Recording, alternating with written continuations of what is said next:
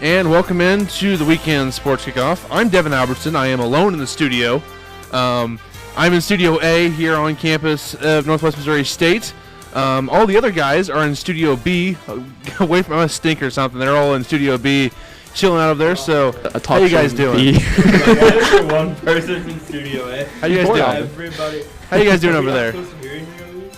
You're supposed to hear something. Is it plugged into the thing over there? Are the headphones plugged in? I can't hear anything. This was a terrible idea. You guys can't hear me at all? This is not good. 1 second. Let me see something. That's not going to work. Okay, well, this is great. You guys can't hear me? I can hear you guys. Did they switch that over? Because I don't know. I'm going to turn you guys' mics off for a second. I'm just going to go solo for a second and talk about what's happening in March Madness right now. Marshall, they lead Wichita State by 1 with 11:44 to go in the ballgame, 53-52. Lipscomb and North Carolina just tipped off. They are tied at 9, and the other game is at halftime. Cincinnati versus Georgia State. That game is a 5-point game at halftime. You guys still can't hear me over there? Can you hear me at all? Nope. Not at all. We probably should have tested this before we went on air. This is kind of a disaster. I hope Trevor has keys. I'm scared now. So that's terrifying. But right now, let's see. Marshall is 5 of 15 from 3. Wichita State is 4 of 19. So Marshall not shooting great from the outside, but they still have 53 points with 12 minutes to go in the ball game there as Wichita State is at the line. So we'll keep you guys updated with the tournament bracket as we try to figure out some technical issues right now, as Jacob has no idea what I'm saying right now. I might just be nah, because he has no idea what I'm talking about. So I'm hoping, Trevor, have you figured anything out over there? Like, I can hear the guys in Studio B. You guys, nope, they still can't hear me. So we might have to go do a break here pretty soon, but before we do, I'll go through what's happened so far. Kentucky and Buffalo both moved on yesterday, defeating Davidson and Arizona. Loyola defeated Miami. Tennessee defeated Wright State. Ohio State and Gonzaga defeated South Dakota State and UNC Greensboro. I don't even know who we're talking about right now. Houston beat San Diego State, and Michigan defeated Montana. And they have one guest now in the studio, Ryan. I gave up on Studio B. We're going to take a break here in a minute. I'm going to see if we can't get anything figured out first and see what's going on in Studio B. I'm not sure exactly what's going on there. So just going through the bracket real quick. In the East region, Villanova and Alabama both won yesterday over Radford and Virginia Tech.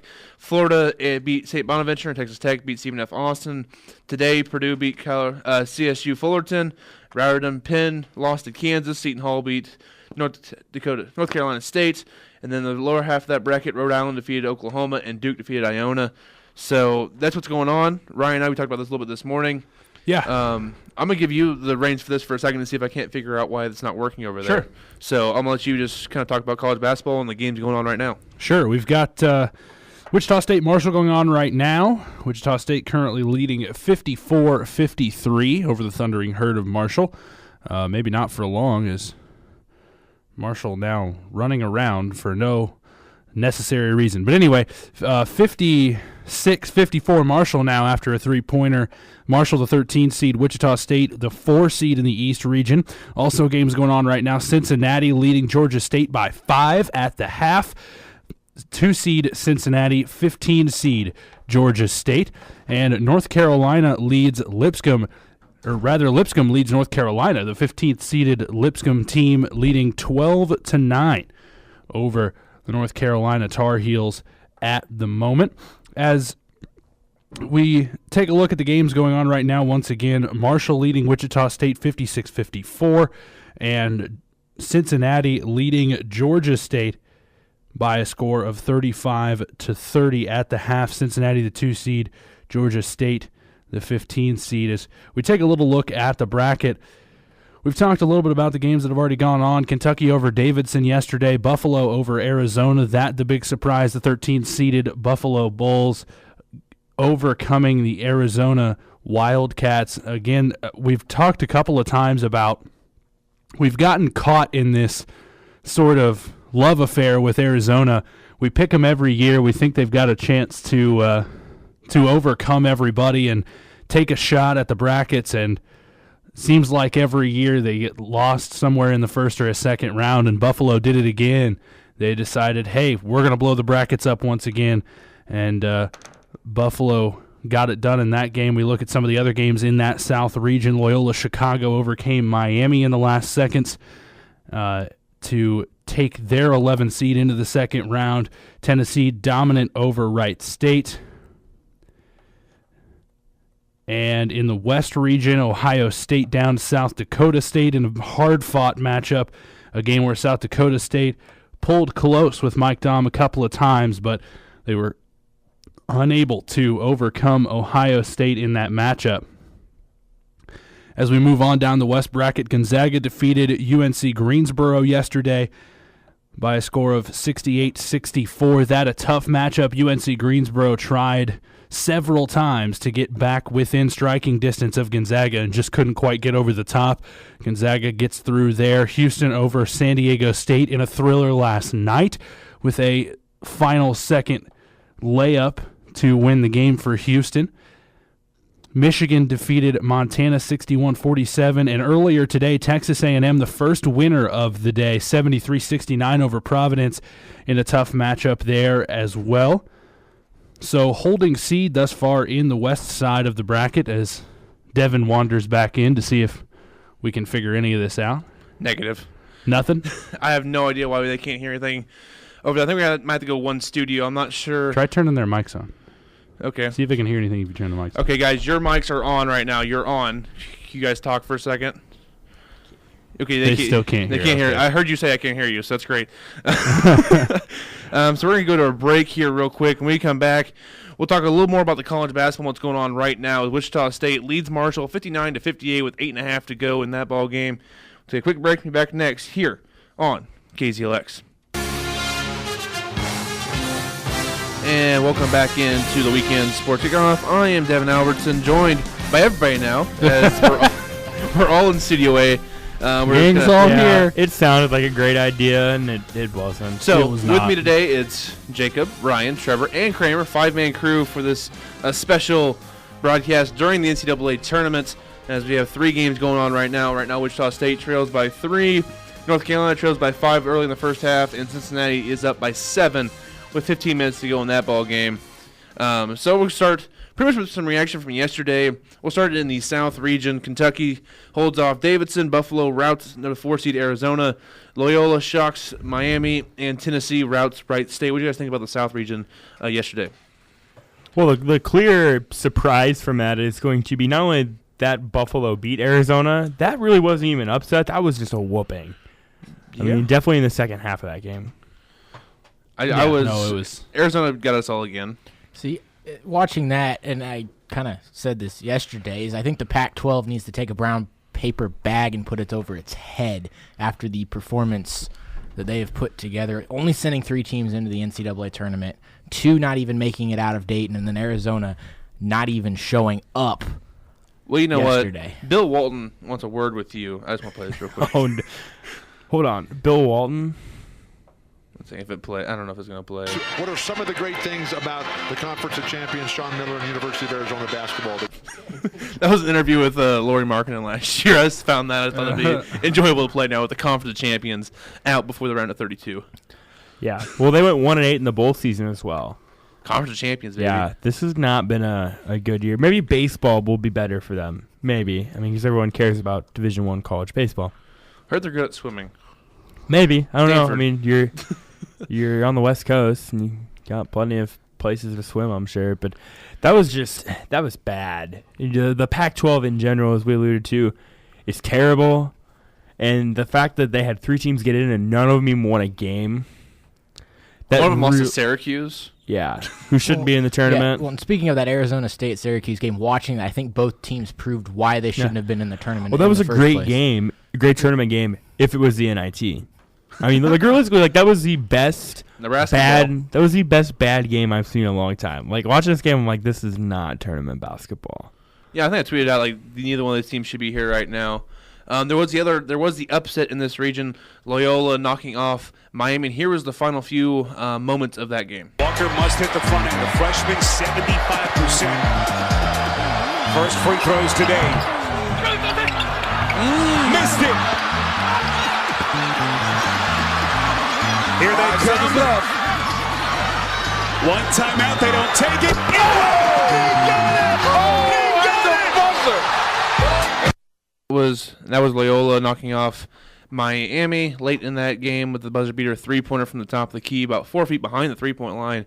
A clutch three for Loyola's first tournament win since they were in the tournament last time, 1985, the same year the Bears were going Super Bowl shuffle. So it's been a while.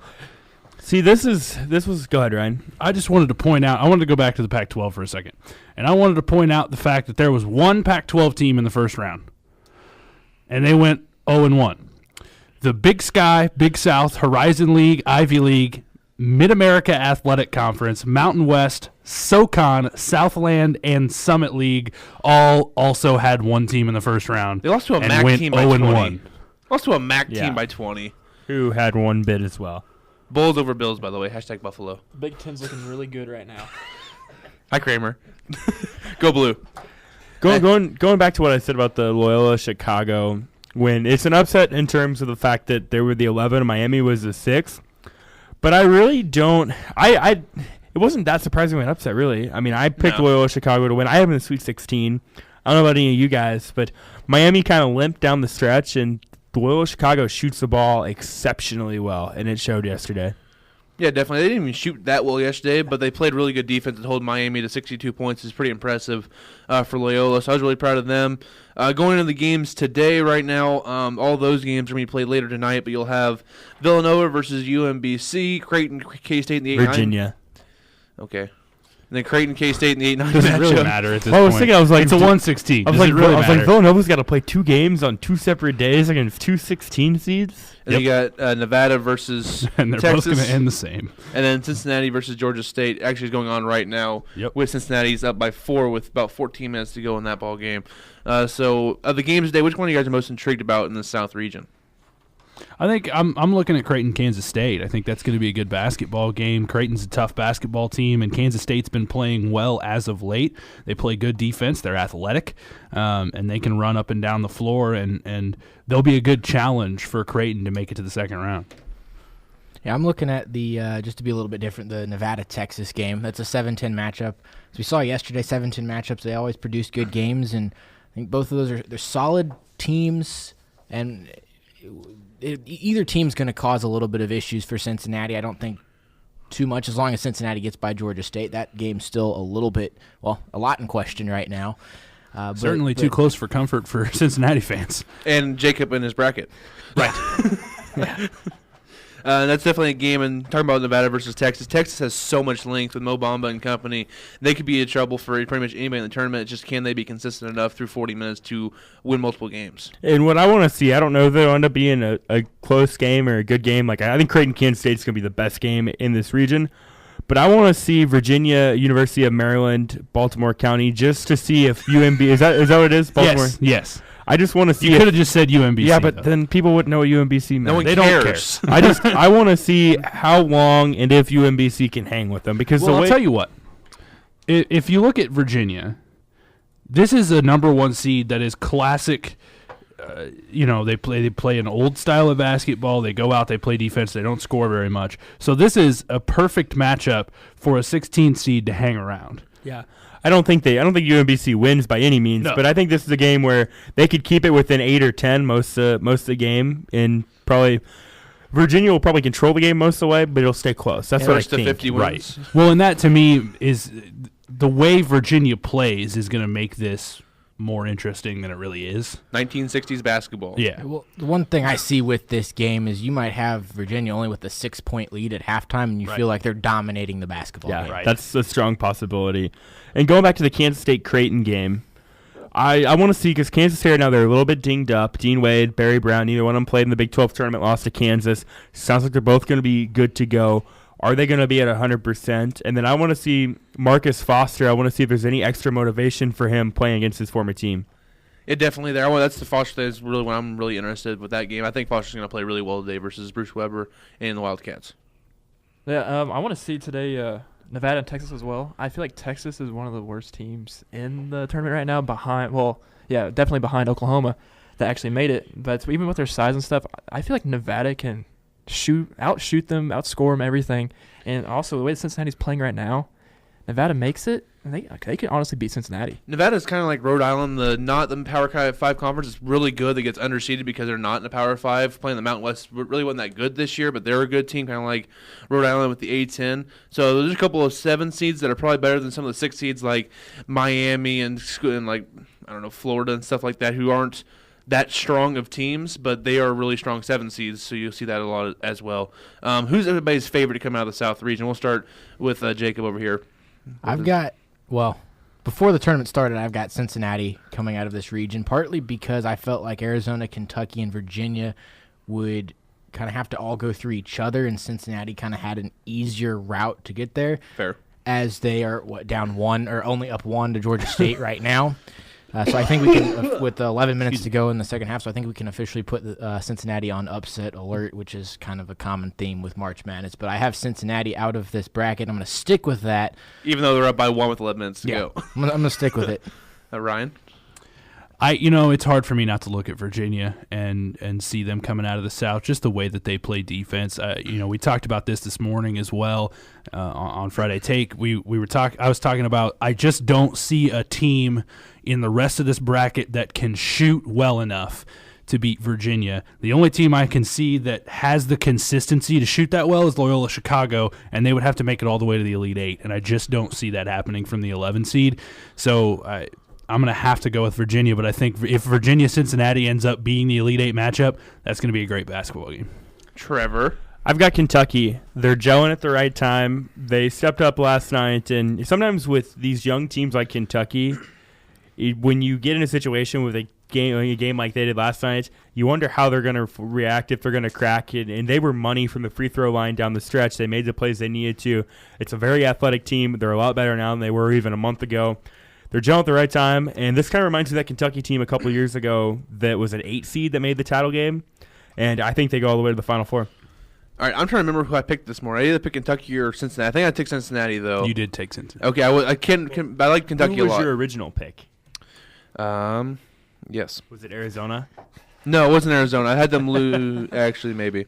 No. I think in our bracket we had for this group, I think I had Cincinnati coming out, but my other bracket I have Kentucky coming out, so it kind of depends. I'll go with Cincinnati, though. Kramer? Yeah, I'm going with Cincinnati as well. Their defense is pretty good. I mean, I know right now they're up by 1 or a couple. I'm not watching the game right now. They're up by 1 still. But, yeah, I feel like their defense can hang around with almost all these teams, even if Loyola gets past Tennessee. I mean, even though Loyola can shoot, I don't even see Loyola going past Tennessee. The Tennessee-Cincinnati game could be really good at the Elite Eight. And since we have a good game going on right now, 3.5 to go between Marshall and Wichita State. Marshall, the 13 seed, actually leads by a point right now, and they have the ball. So we're just going to go over to the East region here real quick. Yesterday, Villanova beat Radford. Alabama beat V-Tech. Florida beat St. Bonaventure from the 6-11 matchup, and Texas Tech took care of Stephen F. Austin, the 3-14. And a 10-point game there. Purdue already beat CSU Fullerton, and Marshall just hit a 3-pointer. They're up by 4 with 3 minutes to go. And that's my Final Four pick for the East region of Wichita State, so I'm in trouble. Great. We've got a Shocker jacket on right here to my right in Jacob Blair. Yes, I am a Shocker fan, and being that best program in Kansas. Go on. So this is not fun right now. I'm just going to leave it at that. How many of you guys picked Marshall to pull off the upset? I did. I did not. 2-point game. Just got dunked from Wichita State. You're ahead of me. Don't ruin it. Well, refresh your computer. Yeah. No, because I might miss something. You just missed a dunk. That's all Did you did. go to the Final Four, Jacob? Yes, I did. High five. Oh, no. I mean, there were a lot of brackets that went down right to now 2. we've got Cincinnati on upset alert, Wichita State on upset alert, and North Carolina even slightly on upset alert at the moment. So that would be 3 of my 4 Final Four teams all on upset alert in the first round right now. 3 of my Final Four made it. All 4 of my Final Four made it through yesterday. So Jacob is an expert in college basketball. Yeah. It doesn't matter at this point. March Madness is crazy. Oh my! Another a dunk. Yep, that's a 6-point game. Marshall's up. Wow, 2 With minutes less to go. than 2 minutes to go. Oh And my! I like this. Timeout. I can't think of who's calling the game, but they just dropped the "We Are Marshall" quote. Oh, don't boy. worry. We have that ready for if Marshall wins Like- this game. Don't you worry. We have that. I had that prepared for us. Marshall's a fun team to watch Yeah, they because got Dan D'Antonio as their head coach. Just shoot threes. and the guard play. Yes. John Elmore, C.J. Burks. They play an NBA style game. corner threes and then wing threes and then top the key Yeah, threes. And then they back play to an corner. NBA style game. This game's been more low scoring than I thought it would be. Like I honestly thought it'd be in the 90s. And that's one thing about Wichita State this year that's been a little confusing is they act like they play really good defense. That's kind of what they say their mindset is, and then you look at the scores of these games, and you're kind of like, where was the defense? Lies. So, yes, that's interesting there. And right now, Georgia State is up by 1, just under 10 minutes to go. Cincinnati does have the ball, though. So, interesting things going on with Jacob's bracket right now. You mean by the end of this show, 3 of Jacob's final 4 teams could be eliminated? Easily. He might just go to Studio B so he can't hear us anymore. Who is your other final 4 team? Duke. Okay, so they're good till okay. tomorrow. Yep. Yes, we've got one safe so far. Boy. So, what are you guys' other reactions from the East region from yesterday with Nova, Bama, Florida, and Florida Tech, and Texas Tech, sorry, all moving on, Purdue moving on today? Bama's going to be scary Yeah. with Colin Sexton. Nova's going to have their work cut out for them tomorrow, for sure. That's going to be a fun ball game, and I'm pretty sure I don't know if it was my bracket in here, my bracket in my sports broadcasting class, but in one of them I picked Bama over Nova.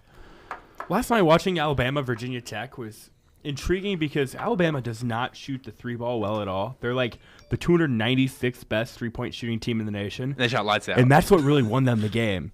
So the thing looking at tomorrow is, will that transition over into Saturday? And will Colin Sexton go off? If both those things happen, Villanova is very much on upset alert. Well, Yeah. we always, not always, but a lot of times we'll always see an 8-team beat a 1 seed, an 8 seed beat a 1 seed, and I think that's kind of because sometimes you get these 1/16 matchups where Villanova just rolls over Radford. It's no contest from the minute the ball's tipped, where Alabama was in a tight, close tournament game, so they're the tournament, they're ready. They've got a tournament game under their belt where Villanova really hasn't had a tournament game yet. So you've got that second tournament game versus that first tournament game. And I think that's why sometimes we'll see the first 4 teams, the 11 seeds come out of Dayton, go very far in the tournament as they get that first tournament game under their belt. And I think we're seeing that 8-1 potential in every region right now. I think you look at Seton Hall is going to be a scary team for Kansas. Yes. That is going to be a scary, scary basketball game for Kansas fans. The winner of Missouri and Florida State is going to give Xavier all that they can handle, and who knows who comes out of Creighton, I think Kansas State. Creighton can give Virginia a lot of Yes. fits. They And can so score. They can I score. think each of the winners of the 8-9 games and the 1 seeds, there's some potential there. I think in all 4 regions. And even if you look at some of the 7 seeds that are moving on, like Rhode Island, if Nevada moves on, if Arkansas, those are all tough matchups for the 2 seeds as well. So this is a very deep field, which is why in a perfect bracket it's impossible because there's just so many weird matchups that can happen that you just can't account for. Well, and I'll tell you one thing about that Midwest bracket. You look at Rhode Island and Duke, and I said this morning, Duke, look out. This Rhode Island team has a chip on their shoulder. They are showing up. They have the mentality of, you keep counting us out. Keep counting us out. We're going to step up and ruin your bracket. Hope it's not so. Right now, under a minute and a half to go. Marshall's up by 6 with the ball. Not looking great for my bracket, where I have Wichita State in the Final Four, or Jacobs, which could be an even more dire situations after today. And Marshall's got off the rebound. And Wow. they can't get a rebound. Ooh, Wichita State is in massive trouble right now. Purdue looked really good today versus Fullerton, who, as Ryan and I talked about this morning, is a really weak 15 seed. Yeah. If there is such a thing, they are it. I was kind of disappointed in St. Bonaventure in the second round. They kind of fell flat versus Florida. Yeah, they did. I saw them, watching them play against UCLA. I thought that was another team they've got a chip on their shoulder. They're ready to play ball. And they came out and just fell flat against Florida. And I think part of that might be having to play 2 blue blood programs in a row, but I think part of it is so you play in Dayton, Ohio on Tuesday night. And by the time that game gets over, probably 10:30. So you got to shower, you got to get everything ready. So you're probably not even getting to your plane until 1 or 1:30 in the morning. And then you're flying into Dallas, Texas. You're probably not getting in until late. And it's just kind of you're kind of behind. And you don't get that full rest. Whereas Florida, they found out on Sunday where they were going, and they were able to accommodate that. It's definitely possible there. And one thing I wish they would do, and for the 4 playing games that happened before, instead of having 16 seeds play each other, just have the last 8 teams have them play each other going like that. I feel like that'd be better games for those first couple of days and get people into it a little more. I know that you want the 16 seeds, but I don't care about watching North Carolina Central versus Texas Southern, sorry, or LIU Brooklyn versus Radford. Right, but the only problem with that is then then you have to shift all of the seeds up from there. That's fair. Because that allows for 16 seeds, which allows for all of the automatic qualifiers. Whereas now you would have to have automatic qualifiers in those play-in games now, in the 11 seed play-in game. So you would have to have those teams that aren't necessarily bubble teams, but you know what I mean. That's fair. So that'd make it interesting. Logistically, Have Oklahoma. So like in our play-in games this time would have been like Loyola Chicago, if that were the case. Or a team like Davidson, or the conference champions that earn those 12. I'm talking about the last 8 teams, like the last at-larges in. But right, which I then get what you're saying. There's a lot of issues that come off of that as well. Then I suppose you could shift those conference champions above that 11 line. Because usually the way it is the last at-large teams hit that 11 line, and then the conference champions that wouldn't have been at-large teams go 12 down or 11 down. And so I guess you could shift them above that 11 line. It would be interesting to see how they would do that. I'm just saying I'm talking about like interesting matches for Tuesday and Wednesday instead of watching LIU Brooklyn Radford. But I see what you guys are talking about with the other issues that arise with the seating after that, which probably does make it logistical. Just logistical problems. Yeah. So right now we're at 44 seconds. It's a 3-point game. Wichita State is down. Marshall has the ball. Full court to go. Connor Frankamp looks like he's like 50 years old. He is 50 years old. I've seen dudes I've seen dudes in rec leagues that look younger than him. Don't disrespect them. They will drill in your eye. I've seen it before in my eye. It's not fun. Wow. Yeah. This is coming down to the wire. Other games going on right now. Cincinnati up 4 on Georgia State. Lipscomb. I just love saying that. Lipscomb, they are tied with North Carolina, and a couple of 15 seeds making it interesting. And Butler right now is rolling Arkansas 12-2. I actually have Butler beating Arkansas. I think they can contend with Purdue. I like Arkansas in that game. I like Arkansas against Purdue as well. I think Purdue wins it, but I think Arkansas gives them a challenge. That style that they play in Arkansas could be really hard for Purdue to match up with in just a short notice. Well, and this score is interesting. This 12-2 Butler score, because the way that Arkansas plays, at any time they can roll back from a 10-point deficit like that. And so that game's going to be interesting to watch, because I think no matter how long or how far ahead Butler can get in this first half, it's not going to matter. I mean, Arkansas is not going to be out of it. So that's what's going to make this game interesting.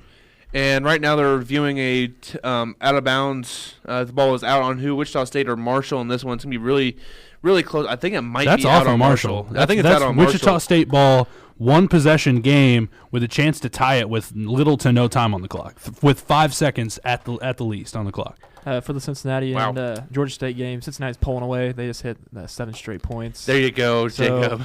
There you go. By 9. You can breathe for a little bit, but there's still 6 minutes left. Yeah. They've still got to hold on.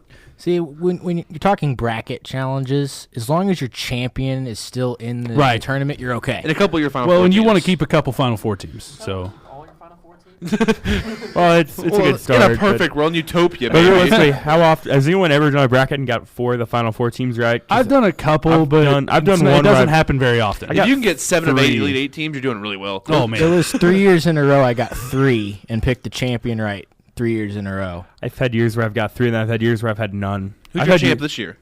Me? Yeah. Cincinnati. See. Ryan, who's your champ this year? In our bracket pool, it's Kansas. I got Villanova. Go Blue, Michigan. I got Duke. So we all get a little bit different teams with this bracket as well. Also, I just want to say the bracket I submitted for our challenge is trash, and the one I decided not to submit is like 96% right now. So I'm feeling just beautiful right now in my bracket challenge. I just want to point out that I'm in the lead. I'm just saying. I'm tied for the lead. I just want to point out that Joe picked Arizona to win. That's the thing. Poor with my Joe. bracket right now, it's like I have missed I think a total of 5 games so far, but I'm not out of it because I have the games that I lost. They lost in round of 32. Yes, I think you protect yourself. Exactly. Is the upsets don't hurt you because they don't go very far. Well, it's like I lost 3 games so far. I dropped South Dakota State, Arizona, and Providence. I didn't have South Dakota State or Arizona going past the round of 32. I did have Providence in the Sweet 16. So that one kind of hurts me a little bit. So we are tied for the we are tied for the lead, but I'm on top in projected points remaining. Yeah. Boom. So Ryan's like, I'm first until Kansas loses tomorrow. Then No. different story. Because you have 3 less games right than I do. It happens, okay? Hey, all I know is that D-Rose knee is already busted. Thank you. Good job, Noah. Butler's up 21-2 right now, guys. Whoa! And what's crazy is, so did any of you guys watch the Big East semifinal between Butler and Villanova? Huh.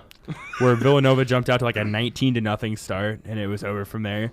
It's funny that now this is how Butler starts the tournament game. Huh. This is weird. I don't like it. I gotta figure. I gotta. Is Arkansas out now down by 19? They just ruled too in the Wichita State Marshall game. It is Marshall Vol. Ooh, that's a tough call for Wichita State. That's a tough call for my Final Four team out of that region. I just didn't trust anybody in that region. Like Villanova's decent, Purdue's pretty good, but I just thought like Wichita State could match up well with something they got out of Marshall, but not looking like it right now as they're down by 3 with 36 seconds to go without the ball. So where are they playing at? Are they playing San Diego? Yeah. San Diego. Do you think if, say, Marshall wins and West Virginia wins, do you think the entire state of West Virginia will hop in whatever vehicles they drive in West Virginia? No, because Marshall doesn't garner that much support, and just about the entire state of West Virginia has given up on West Virginia basketball at this point. Wouldn't it just be funny you get Marshall, West Virginia playing in San Diego? No, Murray State's going to be West Virginia. It's all going to be mute. Can you switch like that one in the Pittsburgh region? Mute? Mute, exactly. It's all going to be mute. It's not going to be able to talk. Exactly. Racers versus Herd would be nice in the second round. So, yeah. I think you want to take a break and we'll wait till this Wichita State game's over so we get some live reaction out of Jacob and myself. He's going to be crying on air. As they went to a timeout, so we're going to go to a timeout as well. We're going to take it with them. We're going to take a timeout with them. I'll take a break. We'll be back with more next here on the Weekend Sports Kickoff. I'm friends with the And we are back on the Weekend Sports Kickoff. When we left, Wichita State and Marshall was a 5-point game, and it's still a 5-point game with 35 seconds to go because like 1 second has come off the clock because it's college basketball and the final minute of every game takes a half hour. So we're going to take a perfect break and still come back and have plenty to talk about here. Yeah, no kidding. We'll still get our reactions. Yeah, no, we've seen Cincinnati grow their lead to 10 points, 3:14 to go in that game, leading Georgia State 59-49 in North Carolina, as we talked about just a second ago, starting to pull away. Just went on an 8-1 run, 41-34. And Arkansas 2:10 left. Is on an 8-0 run. Yeah. Jacob's starting to breathe a little bit easier. Hey, Arkansas is on an 8-0 run, so now they're with an 11 with 11 minutes to go in the first half. Wichita State, corner 3, no good. Foul before underneath the basket. So just under 30 seconds to go now. Yeah, we looked, more stoppage. We looked during the break, and Butler led Arkansas 21-2, which might be one of the fastest starts in NCAA tournament history. That's a big-time run to start the ball game. Something brewing in the Marshall game right now, guys. Ideen Penova, their 6'8", kind of low guy for Marshall that's just a mean green rebounding machine. He just fouled out. So maybe if they get a chance to get it close, they can attack the lane. North Texas is the mean green. You can't use that joke here. They're mean and they're green. He's more of a thundering guy. I don't know. Yeah. He's a thundering herd of a man. No, that just doesn't work. Yeah, that doesn't sound good. Well, Marshall's up by 5 with 28.9 to go. We still have got like 12 minutes left in this game. Exactly. I know. It's incredible. These next 28 seconds are going to last a lifetime. Kramer's watching the Cincinnati-Georgia State game over, and every time I turn over, it's that commercial. It never fails. Go Bearcats. Almost. And Wichita State is still kind of 3 from the win. Can't hit anything, but Marshall can't lose. Get a rebound. And but really, if you're Marshall in that situation, I mean, they're burning clock. That's good. So if you can just swat it around a little bit, choose some more clock, whatever. Swat it around. Another review here to review who it's out on. Yeah, we're gonna review the review of the last review's review. It should be Wichita State's ball. And we talked. They called it Wichita State's ball. We discussed this a little bit earlier. I think 4 of us have this game on right now, and they're all in different places. Yeah, they're like one of us is a split second ahead of another, who's a split second ahead of another, who's a split second ahead of another. And the other guy's like who's in first right now is my question. I think I am. Let me check real quick. I think no. I mean, like in timing of the broadcast. I think I'm slightly ahead of everybody. He missed it, and I like 5 seconds later. I'm like, you missed it. You're 5 seconds ahead of me. So Ryan. No, I'm like 2 seconds ahead of you. By the way, can we get all this like online stuff so it's all synced together and not like this? This always bugs me. Like ESPN's broadcast. It's going to space. Give it a second. I don't want to. So yesterday I had. We can get all the cable stuff at the same time. Online, it's like you know what? You're gonna be 30 seconds behind. I had it set up. I was at cable's not going to space. I was at a friend's house yesterday. Satellite. I was like, the only way I'm gonna come over is if I can watch college basketball. So we put a game on in the kitchen on their kitchen TV, and then we had one on in the living room, and I had one on my laptop. And the one I was watching on my laptop, I don't remember what game it was, but it was behind the scoreboard that was on the TV. Ooh, so I could, and that was Don't look at the scoreboard. Yeah. Yesterday, I was in my dorm room and had a game on my TV, and then I have the school-provided laptop, and I have my other laptop, and there's a little shelf above our desk where the TV was, and I had both of my computers up there. Was just sitting back, had 3 screens going on at the same time, had all the volume as loud as it could go. So 3 games were just competing with each other. It was great. Glorious. It was I utilized this new fast break broadcast that they've got going on NCAA.com. They kind of flip in between some of the important games, important moments, games that are close, and that was kind of interesting to watch. It's like NFL Red Zone for March Madness. I like it. So it was great for me because I have 2 TVs in my living room. So I had a laptop hooked to one TV with HDMI. So I had 2 TVs going, had one laptop with the one screen on it and another laptop with the other one on it. So I had watched 4 games at once last night. See, what I have set up at home, I have regular TV, and then I have a Chromecast, and then my laptop, so I can watch 3 at one time. It's a pretty good setup right now. I'm like, this is pretty nice. Did anyone go to class yesterday afternoon? What's class? I had a test at 1 o'clock. I kind of I told didn't you have about class that. yesterday afternoon. But I skipped after that, so sorry to my other class. That I Trevor was Maeder done at 11, but I did have to go to a 1 o'clock class I made today. myself done at 11. Yeah. No, I got done at we got out of Kramer and I got out of our audio class relatively early, so I got done at like 12:30, 12:45. Yeah, right now Cincinnati, they are up 12 with about just under 2 minutes to go on that It's one. 14 now. Oh well, I'm that far behind. It's great. It is. Actually, it's 12. 12 again. They just dunked. They have the scores Oh. updating. So Oh, Georgia okay. State just scored. I just seen the dunk. I'm watching it over here. And right now, Arkansas is only down 24-12 now. So that's They were within single digits for a minute. Ooh.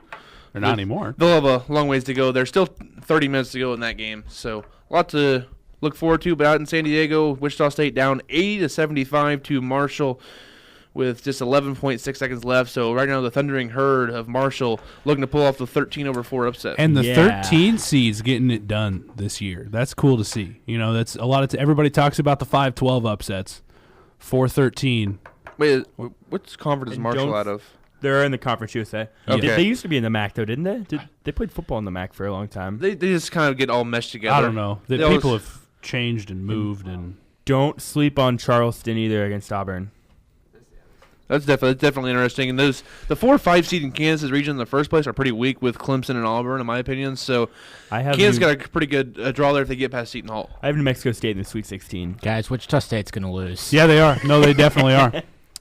So that 3.9 seconds to go. Down 5. Marshall at the free throw They line. just let 8 seconds go off the clock without fouling. You just had them in the Final Four, right? You didn't have Correct. them in the game? Okay. I wanted to have them win everything, but I really didn't. Trust I them that wanted to much? save enough that if they did lose to Marshall, it didn't completely destroy everything. Just but partially. Just partially. They're going to lose to Marshall, did you? No. There's one of us here that did. And that is it. The game is final. They As almost hit the three-quarter court shot at the buzzer Down to 6. cut it to 3. All right, What was so the spread on the game? Wichita Not State that it matters, by 'cause points. Wichita Wichita State by several. What all was, in. what was the spread in the Arizona-Buffalo game last night? Like, was it? Like 14, 15, somewhere around I don't remember. I mean, if you took Buffalo, you did all right.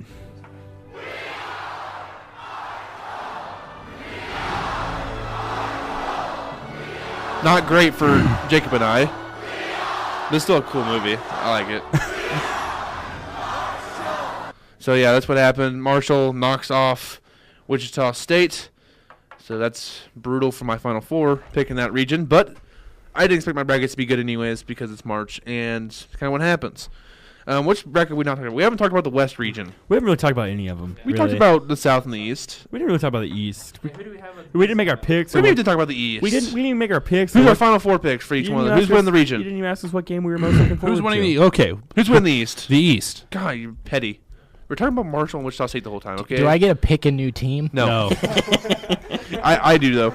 I'll take no, Wichita. nope. Neither of you get to pick a new team. We get to adjust. Okay, we know you our have brackets to out. stick with We know our Wichita brackets out. State. Okay, the available teams, Jacob. Who you have? Who do you have coming out? So of the available teams, I've got Purdue. That's fair. Jacob, Ryan. I agree. Somebody? I like the way Purdue looks. I think that they've got a really good mix of size and the ability to shoot. And you look at Alabama and Villanova, and I think Villanova falls in the second round. That would be the other favorite, the one that I would think would challenge Purdue, and I think they go down to Collin Sexton and Alabama in the first or in that second round. So that leaves Purdue and Texas Tech on the bottom half of that bracket, and I don't think Texas Tech's going to be able to handle the big men of Purdue. Don't count out Florida either. Why? I'm counting out Florida. They're losing to Tech. I've got Villanova. I think they're the best team in this. I think they can get by Alabama. It all depends on what Collin Sexton does. I don't think Alabama's going to shoot the three ball as good as they did last night. Villanova's the least flawed team in this tournament, I think. And when you look at the other teams, definitely the one seeds. Virginia's got the offensive deficiencies. Kansas, really outside of shooting the three ball exceptionally well, kind of struggles at times. So I think Villanova is the best team in the country. I don't know that it means anything, but I think they can win that region. I'm taking Purdue, by the way, because I think they have enough shooting and the size inside to be a hard matchup with the four-guard lineup with the 7-footer in the middle. I like Purdue to come out of the East region. Kramer. See, I feel like Villanova has the better guards out of all of them. Through either, say I have Purdue and Villanova, but through that little matchup as into the Elite Eight, Villanova I feel like has the edge if that even does happen. I feel like Villanova can win the East. Yeah, so what's the round of 36 games that are set right now? We have There's a round of 36. round of 32. I don't want to hear it from you. I'm tired. Nova, Bama, Florida, Texas Tech. What of the matchups that we know right now? Which one do you guys find more interesting in those two? Or right now Butler's leading Arkansas by 14, so it'll be Butler, Purdue. What do you guys like in these matchups? I want to see Butler-Purdue. Those two teams played earlier this year. Purdue won by 15. Butler got it within 3, and then Purdue kind of pulled away. And Butler's they're a Dr. Jekyll, Mr. Hyde team, really. When they shoot like they have early in this game, they're tough to beat. But if they shoot like they did against Villanova, it could be a rout. In-state, they're not really rivals, but they're both in the state of Indiana, so I think that's kind of cool, and that's the one I want to see the most. And that game will be played in Detroit. What about you, Kramer? Which game on here do you find the most interesting? Texas Tech and Florida, because Texas Tech barely beat SF Austin, and Florida kind of had Bonaventure. How do you pronounce that? St. Bonaventure. St. Bonaventure. The Bonnies. So yeah, Florida was a little bit shaky going into halftime against them. So I just want to see how both their offenses coexist on this game coming up. What about you, Ryan? I'm still stuck on Villanova, Alabama. I think if there's anything we've seen from Villanova in the past, it's that they can have a little bit of trouble with a good point guard. We talked about that a little bit this morning, is that they can struggle a little bit with a good point guard, and Collin Sexton's a really good point guard. So I think that could make it tough for Nova. So I think that game's going to be a lot of fun to watch, just to see how well Alabama can hang around. And Jacob? I'm sorry, what are we talking about? I'm still intriguing reeling matchups from, in the round of I'm 32. still reeling from the Wichita State loss. Well, Wichita State's out, so I'll intriguing continue. matchups in the round of 32. I'll continue for a second while you collect yourself. I think you look at Collin Sexton, and if Villanova allows Alabama to hang around come the end of the ball game, they're going to be in trouble. If Alabama's within striking distance with 2-3 minutes left, Villanova is going to be in big time trouble, because we've seen in the past Collin Sexton's a finisher, and so if he gets a chance with the ball in his hands to win that ball game, then it's all Alabama.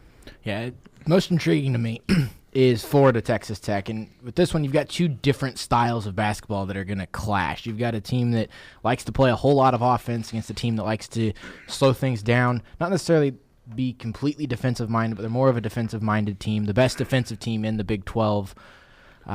So that game I think will be very interesting, and it'll end up being close, and just with two different styles clashing against each other.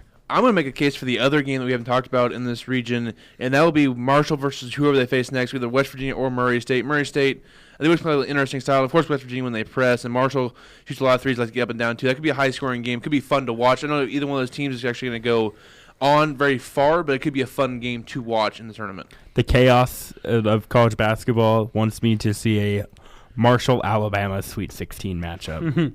That would be interesting. That would be interesting to see. I just wanted to point out Cincinnati up by 15 now, under 30 seconds to go. Cincinnati's going to go ahead and move on to the next round. So, Jacob, your national champion, is still alive.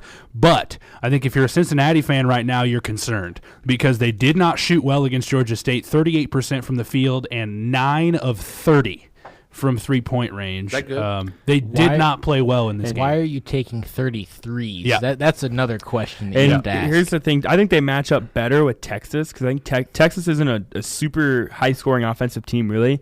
They're more of a defensive-minded team. Nevada will shoot, will shoot, and then they'll shoot, and then when they shouldn't shoot, they'll shoot some more. So I think Nevada is actually the worst matchup for Cincinnati in the second so round. I think you're concerned if you're a Cincinnati fan with how they played today. Now, if they can come out and shoot the ball better and maybe not take 11,000 threes, then I think you feel better.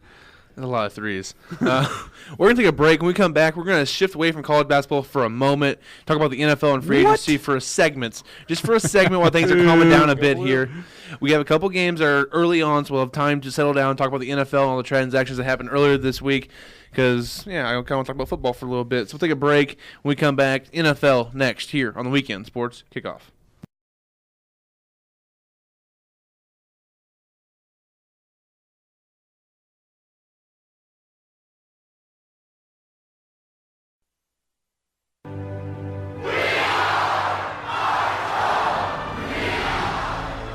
And we are back here on the Weekend Sports Kickoff as Marshall knocks off Wichita State just moments ago. A little update. Arkansas is now down 27-26. After being down 21-2. What did I say? What did I say? They were never out of it. Bow down to Ryan on this one right here. So a big run there from Arkansas. Also North Carolina up by 7 at halftime over Lipscomb. So that's what's going on right now. So not a lot going on in college basketball. So we're going to shift our attention to the NFL. And we're going to go just alphabetical order through the teams, kind of see who they're signing so far. Start with the Cardinals, sign a couple of quarterbacks in free agency. First, Mike Glennon, 2 years, $8 million. And then Sam Bradford, 1 year, $20 million. That's hefty. If you got the cap room. For a 1 year contract for a mediocre at best quarterback. I think he's a good quarterback, but he's always hurt, so he's mediocre. I don't think he's $20 million. I like if he's healthy, maybe. I would say I would have thought somewhere between around 13 or 14 million would have been more fitting. Especially with his injury history. I like they went out and got Mike Glennon too because he's a good backup, and they had no quarterbacks on their roster. You mean like Drew Stanton or Blaine Gabbert? Yeah, no, they were both free agents. Yeah, they didn't have any quarterbacks on their roster, so they had to go out and get 2 quarterbacks. So those are both good gets for them. Andre Smith, the offensive tackle, they also signed. He's never really came to fruition after he was drafted out of Alabama. And then the other guy, Josh Bynes, I can't say I know much about him. So, yeah, it's Arizona. Yeah, it's just kind of interesting that Sam Bradford got a $20 million contract in 1 year, so that was hefty. Atlanta really hadn't signed anybody of note. Baltimore Ravens tried to sign Ryan Grant to a 4-year, $29 million deal, but he failed his physical, so that was void. Former Pitt State receiver John Brown signed there for 1 year, $5 million, so good to see a D2 guy get a nice little contract there in the NFL. The Buffalo Bills, they signed A.J. McCarron to a 2-year, $10 million deal. What do you guys think about A.J. getting paid going to Buffalo? I want to see what he does. He kind of reminds me of like an Alex Smith. I mean, he's not a guy that's a great playmaker. He's not going to take you. He's not going to. You can't really. You have to build a team around him. He's a winner. Yeah, well, see with Alabama. Yeah, but he played for Nick Saban. I think you could play for Nick Saban and be a winner. Doubtful. First of all, couldn't play for Nick Saban. Yeah, that's the first part of it. Yeah. Definitely true there. So yeah, definitely interesting to see him go there. They also signed Star Lotulelei. Lotulelei. What? It's Star Lotulelei. I've heard it so many different ways. I believe it's Lotulelei. I was kind of hoping the Chiefs would go and get him. I was 5 years, $50 million. I've always heard Star Lotulelei. Yeah, I have too. It's Lotulelei. I thought I nailed it, and you just crushed my hopes and dreams there with. Either way, it's fine. They also signed Kyle Williams 1 year, $6 million, so their D tackles are set for this year.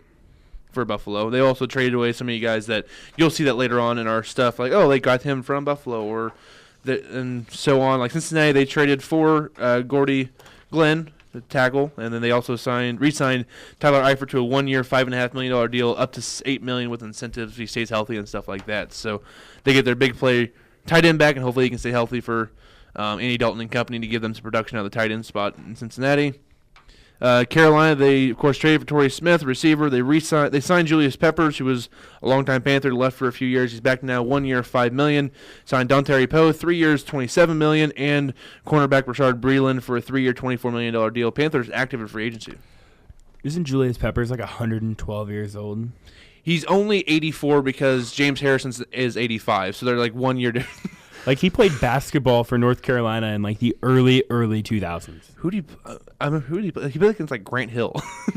He would play against, like, Shane Battier. Maybe that's what it was, dude. But it was like, oh, my goodness, he played against some old dudes. Just keep talking about the Panthers signings. Like, he played before Roy Williams was the coach at North Carolina. He played for Matt Doherty. Yeah. He played for North Carolina when Roy Williams was the coach at Kansas. That's a long time. Yeah. Considering Roy Williams won 3 national championships in North Carolina since then. It was just 99, 2000, 2001. Okay, it was 2 seasons. Do you think they'll let John Terry Poe pass? Maybe? I don't know. It'd be interesting to see. I mean, he can't be inaccurate than Cam Newton at times, can he? Yeah, no, you're not wrong. I like what the Panthers are doing, though. They're kind of retooling a little bit and trying to get – they're getting definitely older, but definitely some talent coming in to Carolina. Chicago Bears, they've been busy. They signed Chase Daniel to a 2-year, $10 million deal. They also signed Tyler Bray, another former Chiefs quarterback, to a small contract. Allen Robinson. And now he's going to go win the Super Bowl. No, he's already placed on IR. It's fine. Allen Robinson, 3 years, $42 million for receiver. Taylor Gabriel, 4 years, $26 million. Also, tight end / quarterback Trey Burton from the Eagles, 4 years, $32 million as he threw a touchdown pass in the Super Bowl. So it's some of their big signings for the Bears so far as they're trying to I like what they're doing with Daniel and even with Bray to get some guys in the quarterback room that Nagy is familiar with, and they can kind of teach the system to Trubisky as well. I like they're giving Trubisky weapons. I mean, Allen Robinson, when he's healthy, he's a lot better than people give him credit for. Taylor Gabriel as well. He had that one really, really good year. He's fast. He's super fast too. So Matt Nagy's giving him some weapons, and I think that's good for a young quarterback. They had no receivers last year. What really shocked me was with Allen Robinson signing with Chicago. Because I really thought he was a done deal going back to Jacksonville the way that they played last year. It just it threw me like a loophole because I mean that deal happened at 1 o'clock in the morning, our time. Yeah, it just shocked me. I think he was late at night thinking in his bed, going, do I go back to Blake Bortles, or do I try Mitchell Trubisky? I think he wanted something different. Yeah, we saw what we got. I think, was he the one in training camp that whenever Bortles missed him by 5 yards, he was the one cussing on camera? He might have been. I don't remember. It was either him or Hearns. I can't remember which one it was. Yeah, So I'd be lying if I said I watched Jaguars training camp. Well, I didn't watch it either. It was on Twitter, okay? I don't actually watch Jacksonville Jaguars training camp to see Blake Bortles' inaccuracy. I can see that on Sundays. Cleveland Browns, they traded for Tyrod Taylor, also signed Carlos Hyde to a 3-year, $15 million deal. Traded for Jarvis Landry from the Dolphins, signed former Chiefs and Broncos tackle Donald Stevens to a 1-year, $2.5 million deal, and signed former Chiefs corner Terrence Mitchell to a 3-year, $12 million deal. They also got Demarius Randall from the Packers. They traded Deshaun Kaiser away for him, so I like what the Browns are doing. Let's not get ahead of ourselves. They're not going to jump out and go 12-4 or 13-3 next year, but I think they could be 6-10, 7-9. You don't see a 12-game improvement? It's cool to see the Browns actually doing something to try to get better. Well, and it's cool to see them doing stuff, and you're not looking at it going, what the hell are you doing? I mean, because we've seen the Browns do that the last couple of years. Well, look at John Dorsey's a GM now. He's somewhat competent there, so it's fine. They might have some salary cap issues in a couple of years, but they're going to be talented. See, I know we talked about this before we started. Do you still see with Carlos Hyde, Saquon Barkley getting drafted to the Browns? See, I don't. I've seen John Dorsey's history in drafting, and he didn't like to draft some skill positions like that early in the first round. It's more outside linebackers, tackles, some guys like that who can corner, some stuff like that, not quite running back. So what I would do if I was Dorsey is still take a quarterback 1, take the best available player at 4. Would be what I would do, but I'm not sure what he'll do. Yeah, no, I don't think he will draft Barkley. I still think he should draft Barkley, I agree. But I don't think he will. It's a deep running back class. If you want someone who can complement Carlos Hyde, you can get him in the 3rd, 4th round. But I think you could, if you take Barkley at 1, because there's not going to be a Saquon Barkley anywhere else in the draft. You can get 80% of Saquon Barkley. Or you could have 100% of Saquon Barkley and get the real Saquon Barkley and still get the quarterback at 4.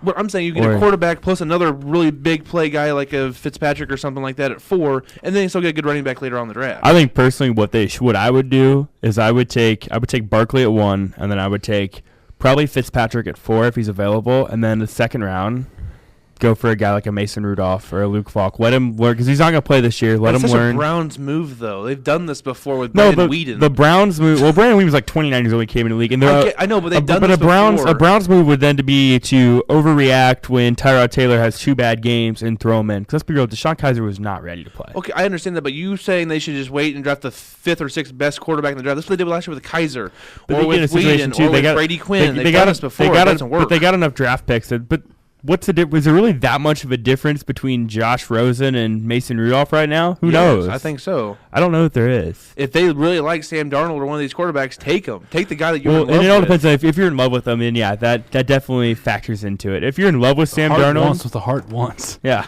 like I'm if just in the mindset, if you're at number 1 pick and you're the quarterback that you like, take him. Because then don't just settle for scrap heaps later on. Just be like, well, we have to take a quarterback sometime. on the flip I side of think we that, should refer to Mason Rudolph as a scrap heap. on the Hold flip, on a minute. On He's the got flip side of that, potential. you shouldn't just take a quarterback because you need a quarterback. I mean, that's where you get yourself a situation. I think what they'll do is I think they'll take a quarterback in the first round. But to me, none of these quarterbacks really stick out to me. And the Browns have enough draft picks too that they could trade back up into this back half of the first round too. That's definitely fair for that, but I just don't see the point of skipping out on a quarterback when you need one that bad. And there's quarterbacks here. If you want a certain type of quarterback, you can find one because they're like different types at the top of the draft between all 4 of the top quarterbacks are all different type of style I of think quarterbacks. Darnold's the best fit for Cleveland. I do too, and I think they should take him and they could sit him for a half a year to a year behind Tyrod and they'll be fine. And you sit him for a year. And then until Tyrod gets hurt. Yeah. Well, that's it. Like, you can't not have your rookie quarterback as a second stringer, because if he's not the second stringer, then he's not taking the practice reps. Exactly. So he's got to be your backup.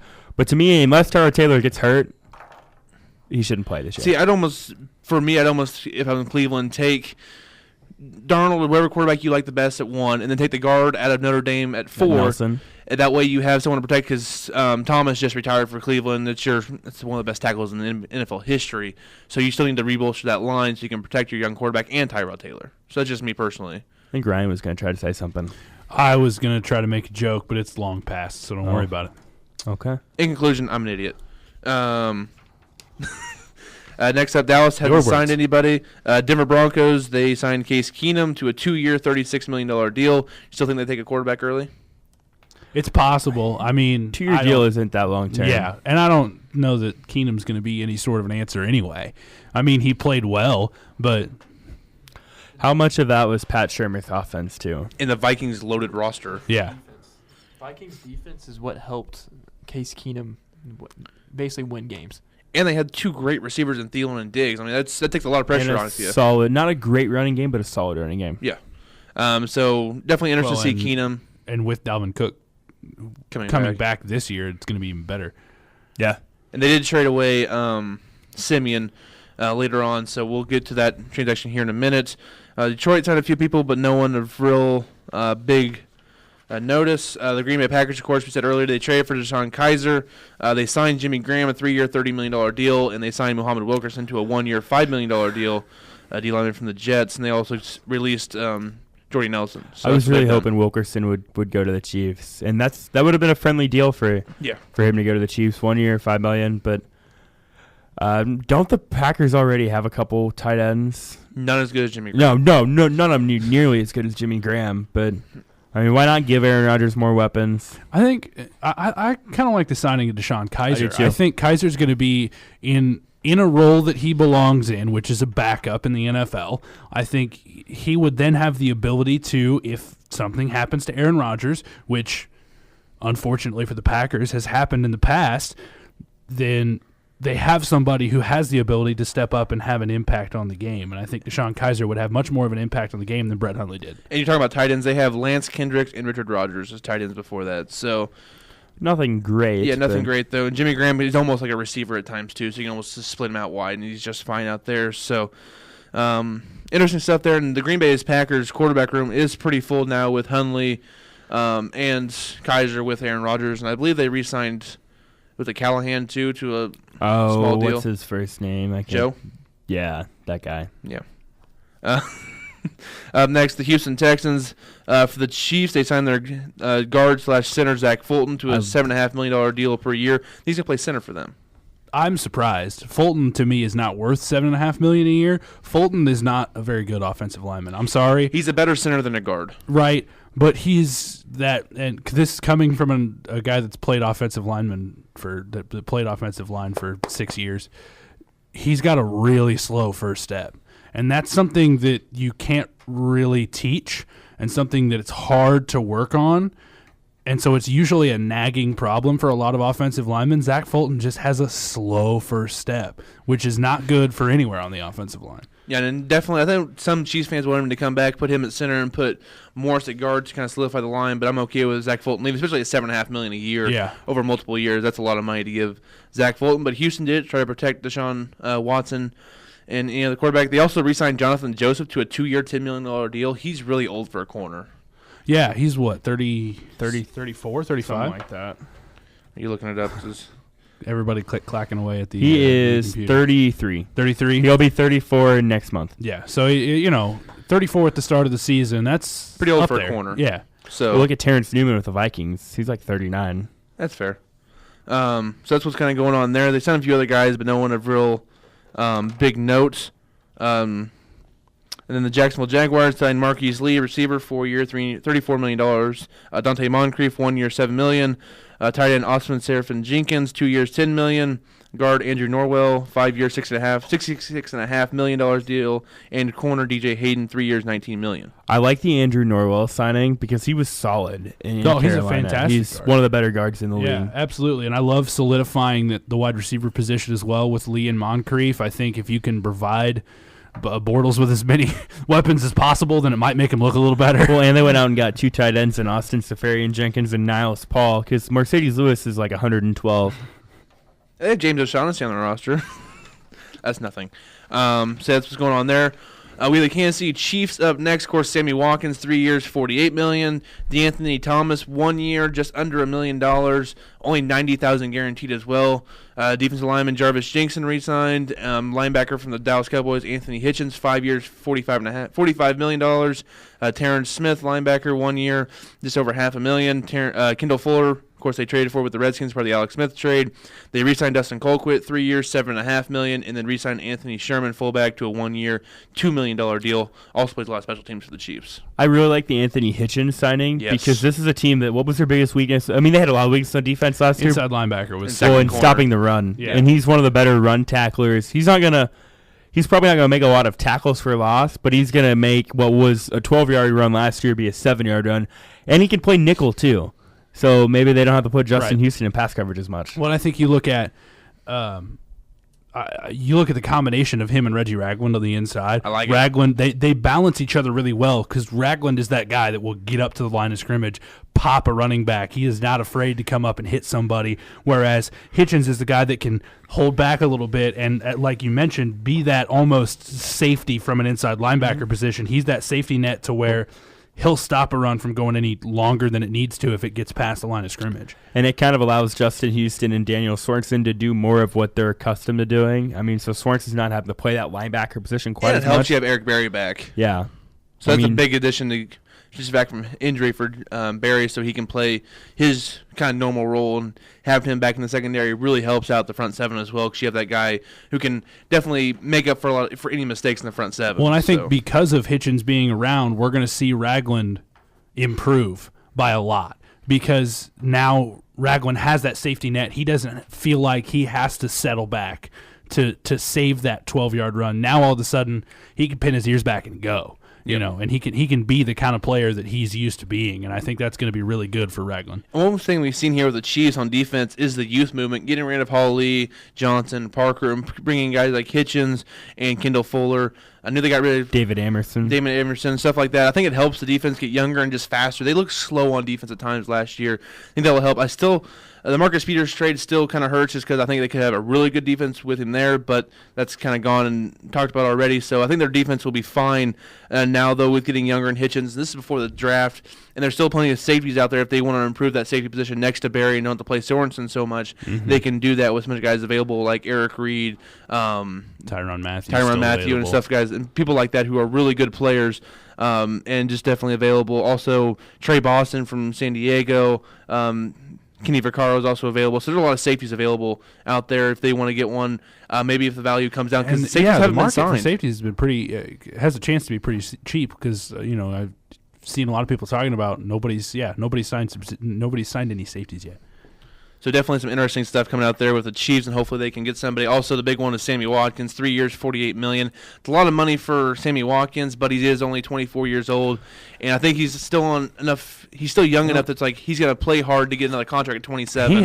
He'll be really good outside of Tyreek Hill and leaving the middle open for Travis Kelce in the run game for Kareem Hunt. He to me has the talent and the ability to, if he were in the right system, to be a feature wide receiver. To be the number one guy. He has that talent and ability. Mm-hmm. He hasn't shown it in the last couple of years, but stayed healthy enough too. He has that ability. I think part of it's the situation too. I mean, he was in Buffalo with Rex Ryan, who isn't particularly a great offensive coach with not good quarterbacks. At one point, he was catching passes from Jeff Toole. So not a great system there. And then when he got to the Rams, they just had so many weapons that it was hard for him to stick out. I mean, he was productive last year. And even like Veach has said in press conference, like if you watch the film, he's always open. They just don't give him the ball because he's the third or fourth option, so he's not as featured enough. And you know what? You can already last year you couldn't play man defense versus the Chiefs. You definitely can't now. No, it's Hill, Kelce, terrifying. Watkins. There's no way you can play man to man against the Chiefs. And Go something ahead. I was going to say is how fast is this Chiefs offense How now? young is it? It's unbelievable. And they re-signed Anthony Thomas for nothing. Because Travis Kelce's one of the fastest tight ends in the league. Yep. We've got two of the fastest wide receivers in the league on either side of this offense. And all of a sudden you combine that with, hey, Chris Conley's still around. He's 6'5", all right? He's going to be the guy that is going to run a curl route from the slot and be impossible to defend because he's 11 feet tall. The Chiefs have put together the weapons for Mahomes to put together a great season and do better than even people are thinking he's going to do. This Chiefs team is setting up, you look at it on paper, to be successful this upcoming season. Yeah. And if you look at it, if you want to still use the gadget plays with Anthony Thomas, you have Tyreek Hill, Kelce, Watkins, and Hunt all on the field. It's like, who are you stopping with this? Because there's so much speed on the field. We even saw Kareem Hunt run away from guys, too, and catching passes out of the backfield, too. There's just a lot of pieces for Reed to use. I do still worry about against zone sometimes, but I think Mahomes has a strong enough arm that he can be able to fit through some windows there as well. So Sammy Watkins will make this offense even more explosive than it can be already. Not to mention some of the faster wide receivers that are being talked about in the later rounds of the draft as well. Yep. You look at Kid from K-State. Yeah. And Pringle? yeah, Yes. Pringle's been talked about. Love and Pringles. Talked about with the Chiefs. And he ran like a 4.32 at the combine. There is a kid from Mizzou that's also a quick Juwan receiver Moore, that could go in the late rounds as well. I mean, there will be options for sure. Yeah, so the Chiefs doing a lot of stuff there in free agency and the draft still to come. Just about a month away. Let's see. The second round of the draft, or like the Saturday of the draft, is, my computer's not loading here, 42 days away, or so about 43 days away from the later rounds, about 41 days until the draft actually starts here. So about a month and a half until we get deep in the NFL draft. The Rams, not really active in free agency. They already made their trades with Aqib Talib and Marcus Peters, trades from the Broncos and the Chiefs. The Dolphins they've been active. They signed Albert Wilson to a 3-year, $24 million deal. Danny Amendola, 2 years, $12 million. Josh Sitton, a guard, for 2 years, $15 million. Traded for Robert Quinn, signed William Hayes. So they've been really active in free agency. Yeah, I think Albert Wilson will do pretty well in Adam Gase's offense. I mean, I want to see what he can do away from Andy Reid's offense. I think he can do all right. He's really quick, so it'd be interesting to see there. And we'll talk more about the Dolphins and the rest of the NFL after we take a quick break and be back with more next here on the Weekend Sports Kickoff. As we are back on the Weekend Sports Kickoff, and we get a score updates from around college basketball right now. We sure can. Right now we've got Murray State, West Virginia just tipped off a few minutes ago. West Virginia currently with a 7-2 lead with just under 16 minutes to go in the first half of that one. Butler leads Arkansas by 5 at the half, 36-31. And almost midway through the second half now, North Carolina with a 16-point lead, 65-49 over Lipscomb. All right, so that's what's going on in college basketball. We'll get back to that after Any upsets in the college basketball today? Yeah, Marshall won. Yeah, Marshall, okay. Wichita State lost. My Final Four team. Same with Jacob. It's great. Yeah. darkness ensues. It happens. Up next, Wow. back to the NFL. Happiness in Minnesota as they signed Kirk Cousins to a 3-year, $84 million deal, and I believe all that is guaranteed. That is a lot. Cha-ching. That is a lot for a quarterback in Kirk Cousins who's been really good, but the W's haven't come with it yet. See, and I want to see what he does now that he has weapons. It'll be interesting. This is going to be the litmus test. If he doesn't come out and win this year, you almost have to think that that's a failure. Oh yeah. When you look at what they did with Case Keenum, I mean, if they go 7-9 or 8-8, then that's not good. I think this makes the Vikings even more of a Super Bowl contender than they were before, if that's possible. If Cousins plays like I think he can. Right. Well, and Cousins is a better quarterback than Case Keenum and Sam Bradford and Teddy Bridgewater. Well, and this team has the weapons on offense to make Kirk Cousins a good quarterback. And it raises your floor a little bit there because Kirk Cousins isn't going to bottom out like Case Keenum could. So I think because I know the best of Case Keenum is about the worst of Kirk Cousins or so. So I think Kirk Cousins could elevate even more when you have receivers like Thielen and Diggs on the outside and Cook hand the ball off to, and that defense that's just so good and talented. That helps the Vikings out a lot. And they got a solid quarterback in Trevor Siemian, as we said earlier, was traded from the Broncos to the Vikings. Starting backup. Yeah, he's going to be a good backup. I would have been fine if the Chiefs would have went out and got Siemian. I mean, I don't know that the Broncos would be willing to trade within the division, but Simeon's a guy that I think, throughout the first year in Denver, he wasn't terrible. Spot starts, he's fine. Yeah, he wasn't great, but he wasn't terrible. So that's a decent signing for them. The New England Patriots, they re-signed Rex Burkhead, 3 years, almost $10 million. They traded for Danny Shelton from the Browns, Jason McCourty from the Browns as well, and Nate Ebner. They signed to a 2-year, $4.4 million deal for New England. So taking the Browns players, they're going to be all pros now. It's great. Well, I think you look at Nate Ebner, I think, is an underrated signing. He's been a solid piece on their special teams for a couple of years now, and I think he doesn't get a whole lot of credit, but 2 years, $4.4 million for a special teams guy is pretty good. Yeah, it is. And to go to the Saints, they re-signed Drew Brees, 2 years, $50 million. He's going to probably end his career as a Saint, so definitely good for him to get paid there, but still not take too much to affect the rest of the roster as well. Tom Savage is their backup, 1 year, $1.5 million. So that's what they've done kind of as of lately. I did hear, didn't someone try to pay Drew Brees like 2 years, $60 million guaranteed? The Vikings were interested in Drew Brees. I think you look at the New Orleans Saints, and I think now is the time to start looking to the draft and thinking about who's next. And as Trevor said last week, or the week before that, maybe Baker Mayfield would be a good fit there to sit for a couple of years behind Drew Brees and molding that off. That'd be a great fit for Mayfield, or even a Rosen. Yeah, I think Mayfield and Brees are a little bit similar in how they were coming out of college. Brees didn't have the legs that Baker Mayfield does, but arm style, arm strength, and somewhat of the way they play is relatively similar between those two guys. So that I think the Saints would be a good fit for Baker Mayfield. Going back to the Vikings, do you think the Vikings gave up a little bit too early on Teddy Bridgewater as a quarterback for their system? I think it's possible if Kirk Cousins comes out and struggles. I think it's possible that they gave up on Bridgewater too early, but I think they got to the point where, they had 3 quarterbacks, all of whom played, and they weren't sure where to go, and I think their hands were just kind of tied. I think if you're the Vikings too, you got to look at it as if you have the chance to go after Kirk Cousins, who the last couple of years has been able to prove himself, and you pass up on Kirk Cousins for Teddy Bridgewater, who hasn't played in 2.5 years, that looks really bad when you have the team that's capable. I mean, this team's a Super Bowl caliber team, and it's going to be hard to convince your fans when Kirk Cousins is out there that Teddy Bridgewater was the better choice. And it's certainly possible that Teddy Bridgewater could have been the better choice. Yeah, that remains to be seen.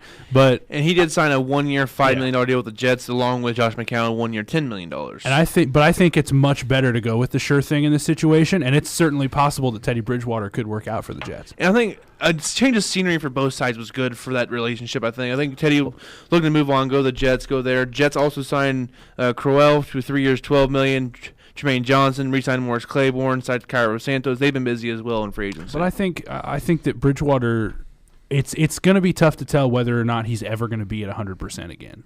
And if he's not, then he's certainly not worth spending a whole bunch of money on over Kirk Cousins. And I think Bridgewater kind of gambled on himself because he hasn't played the last 2 years, so we were all kind of expecting him to break through, and then he had the terrible freak accident in training camp where he tore his knee up. And it's a team-friendly deal. If he goes out and plays like he did before he got hurt, he'll make more money and probably go to a different team next year. So it's a team-friendly deal too. The only thing that would scare me if I'm Teddy Bridgewater is if there is a knee injury this year.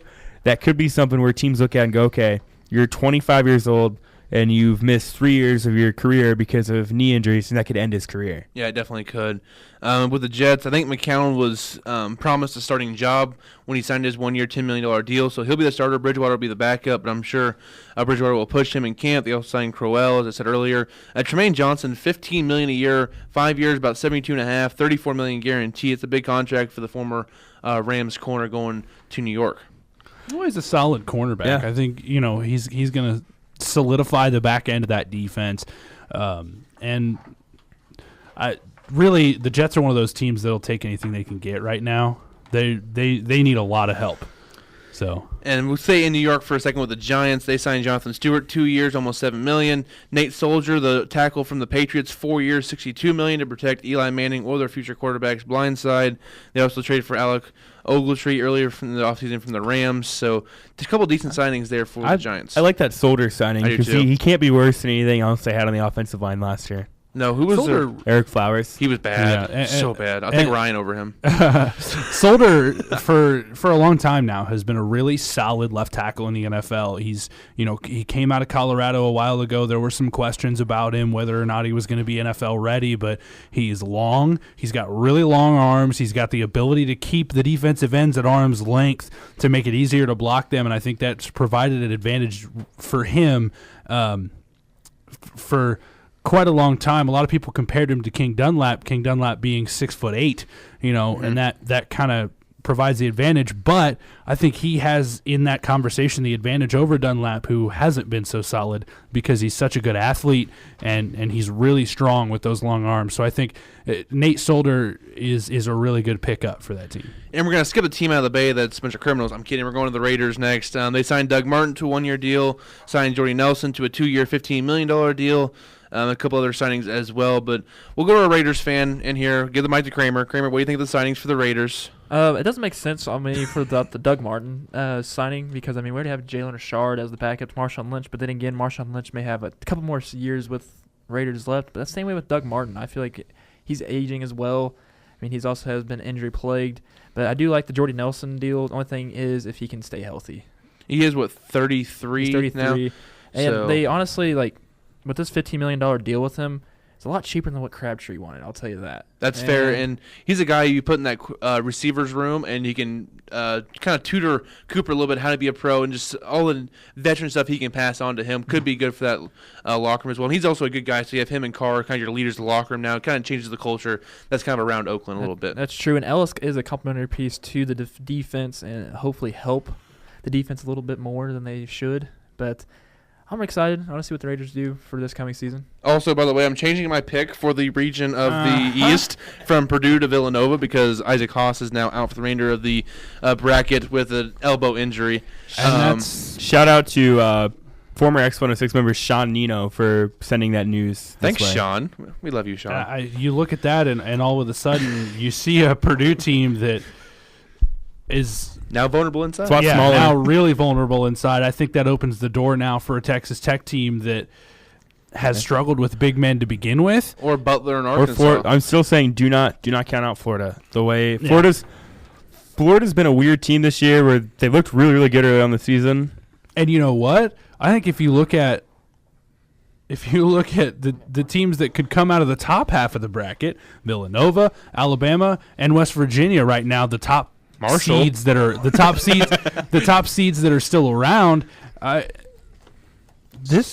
of a sudden now, I'm looking forward that to East region could go anywhere. I'm looking forward to a West Virginia Butler Elite Eight. So just not Wichita State. Well, West Virginia right now is losing 9-8.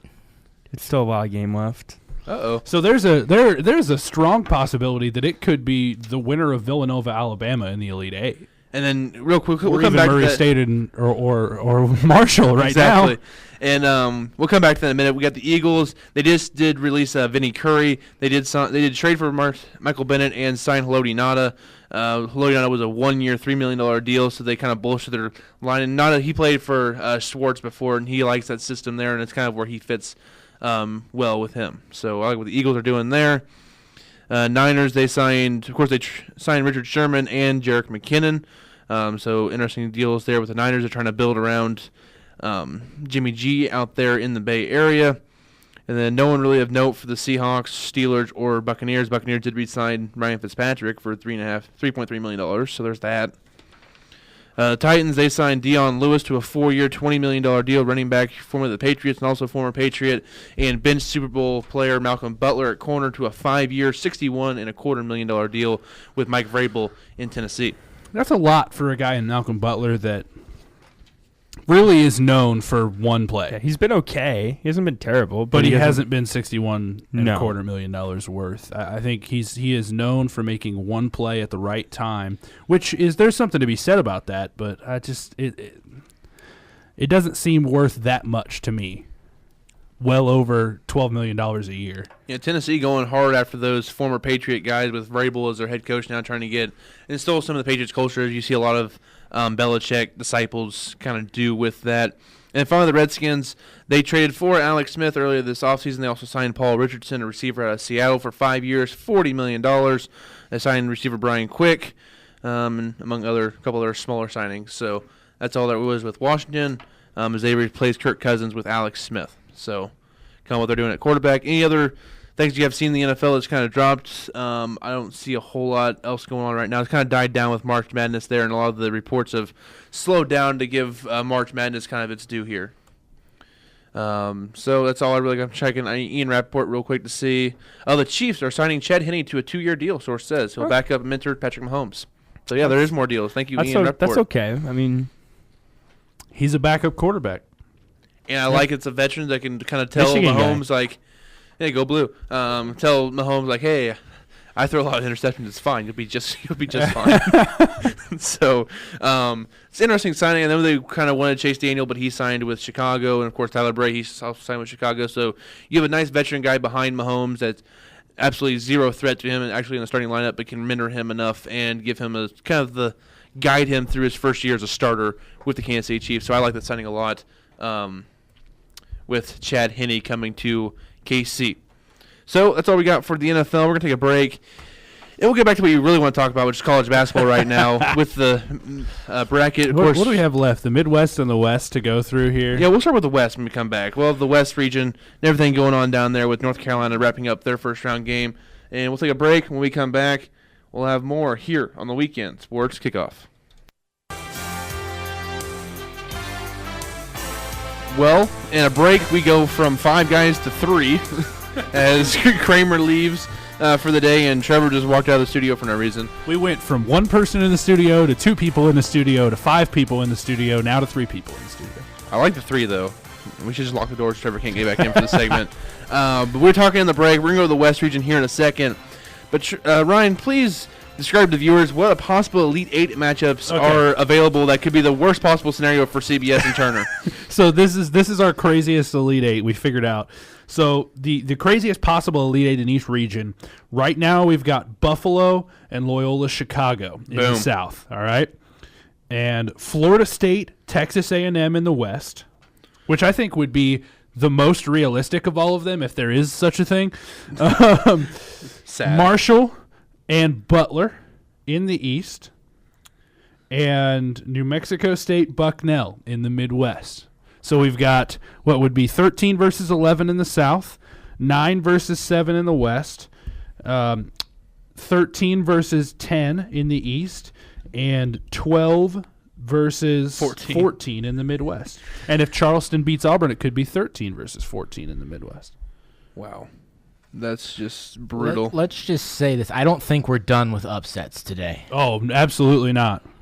But I don't think we're going to have a 13-14 Elite 8 matchup. I don't either. I wouldn't be surprised to see a double-digit seed make the Elite 8 this year. That would be cool, though. I think if there's a team that has a chance to make it, my pick would be Loyola Chicago, just because of the way that they can shoot the basketball. And I don't see Tennessee shooting that well again for a second straight game after what they did versus Wright State. I think they'll come back to earth a little bit there versus Loyola, and Loyola might be able to get them. I think your other options then are Butler if they can continue past Arkansas here with Purdue with Isaac Haas being hurt. And if Mo Bamba can play well, Texas would have an opportunity. Right now they're up 5 over Nevada about midway through the first half.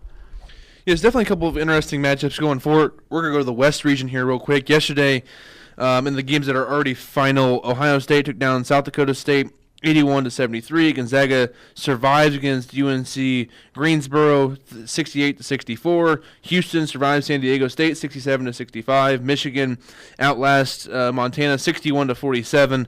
And Texas A&M today beat Providence 73-69. Right now, North Carolina, I believe they are up by 19 over Lipscomb with 5 minutes to go, so they're going to move on and play A&M next. So the matchups right now would be Ohio State, Gonzaga, Houston versus Michigan, where Kramer says go blue, and Texas A&M versus North Carolina, with still the other Xavier, Texas Southern, and Missouri and Florida State happening tonight. Yeah, I think it's looking like this bracket's going to go ahead and hold seed. I mean, and I don't count the 8-9 matchups because it doesn't It's going to hold seed, too. Yeah. It's fine. Yeah, whoever wins the 8-9 matchup, I still consider it holding seed if the 9 wins.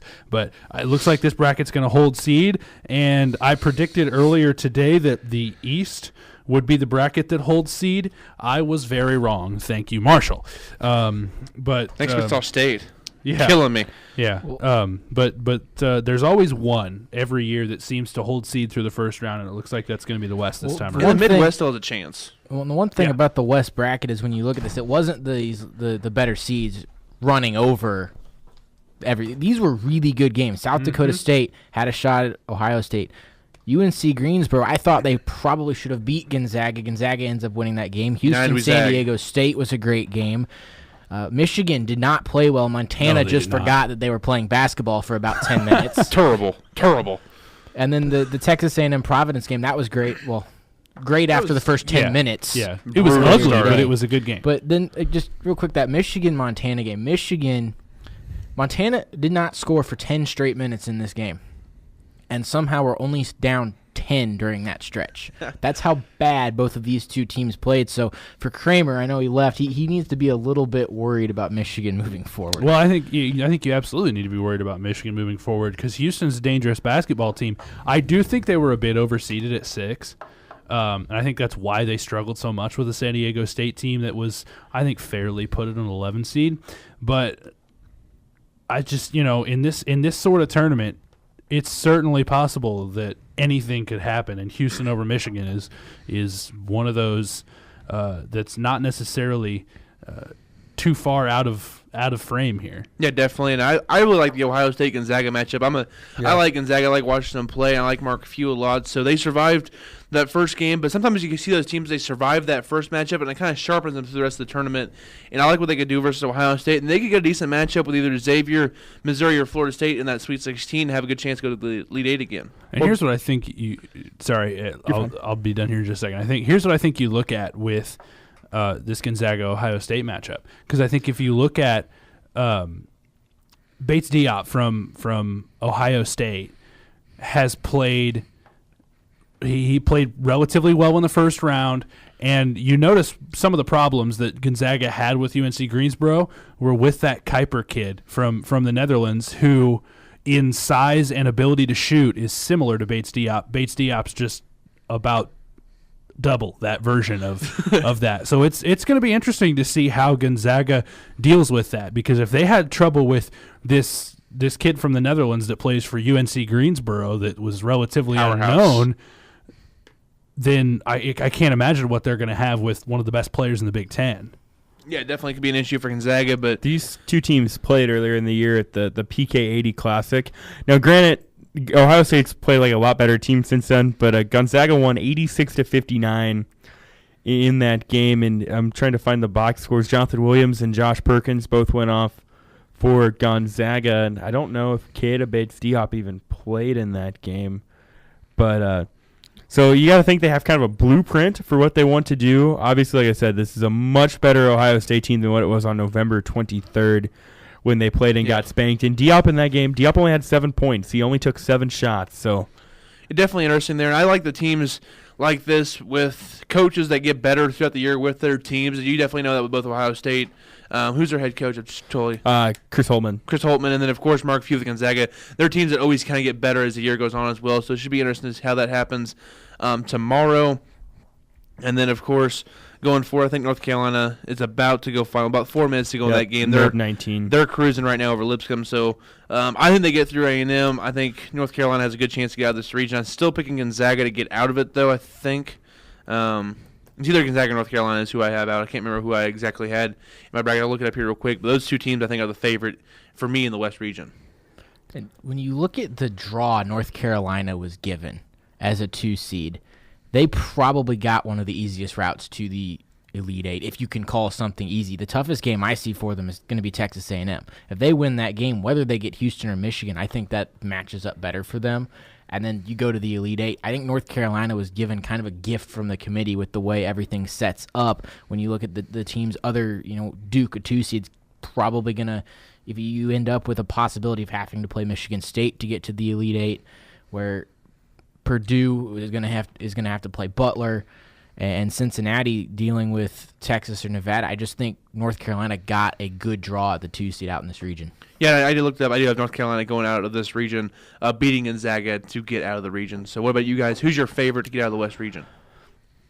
I'm taking Michigan. They were playing really hot coming to the tournament. I know they didn't play super well last night. I wonder how much of that was just kind of layover. I mean, because the Big Ten schedule, you're playing almost every other night, and then all of a sudden you're not playing for almost 2 weeks, and the travel and stuff. It's just kind of a sluggish start. They're not the only team we've seen have a sluggish start in the tournament. They had one of the worst ones, but they're a matchup problem, I think, for a lot of teams, and I like them to make it to the Final Four. Ryan? I picked Gonzaga in our tournament pool, and I think that there's a very good chance that Gonzaga is the team that comes out of this bracket. I think talent-wise, they're always there. They're always relatively underrated. I think they're underseeded at a 4 seed. I think they should be higher than that. But I'm in kind of the same boat as Jacob here, and you look at UNC's route to get there. I think Gonzaga is going to have a tougher route to get to the Elite Eight and with the chance to get to the Final Four. And I think UNC is going to be a little bit fresher when they get there because they're going to have a little bit of an easier route. So I think in a game between Gonzaga and UNC, I would give the advantage to UNC, but that is at the very most 51-49 sort of game. You know what I mean? So no one believes in Xavier? I just and we talked about this morning. Xavier to me is one of those teams that all the other 3 1 seeds you look at and you go, and this is the same way with all the 2 seeds too. You look at and you go, when they're on, there is nobody in the country that can beat that team. Xavier just doesn't have that. To me, I think when they're on, there are still some teams that they could slip up on. But when you look at Kansas, when you look at Virginia, when you look at Villanova, you go, when they're on, there is nobody in the country that can beat them. When I look at Xavier, I look at, okay, if Missouri takes care of Florida State, that's a bad matchup for Xavier, especially if Michael Porter Jr. is playing well and is there. I think Florida State would be a bad matchup for Xavier as well. If I have to pick a 1 seed that's not going to make it to the Sweet 16, it by far and away is Xavier.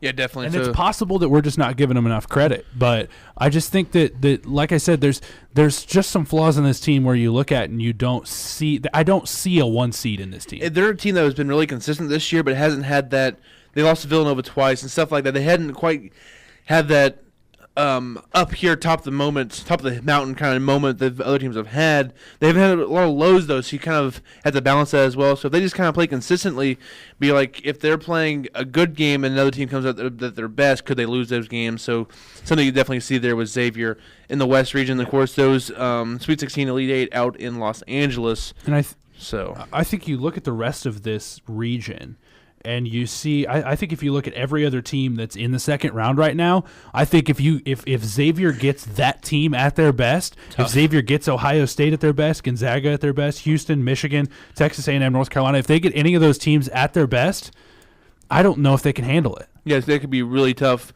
bracket there for Xavier. We'll transition to the Midwest real quick. Teams that have won and advanced: Kansas defeating Penn 76-60. Score a lot wider than the margin than it actually was. Seton Hall defeating North Carolina State 94-83.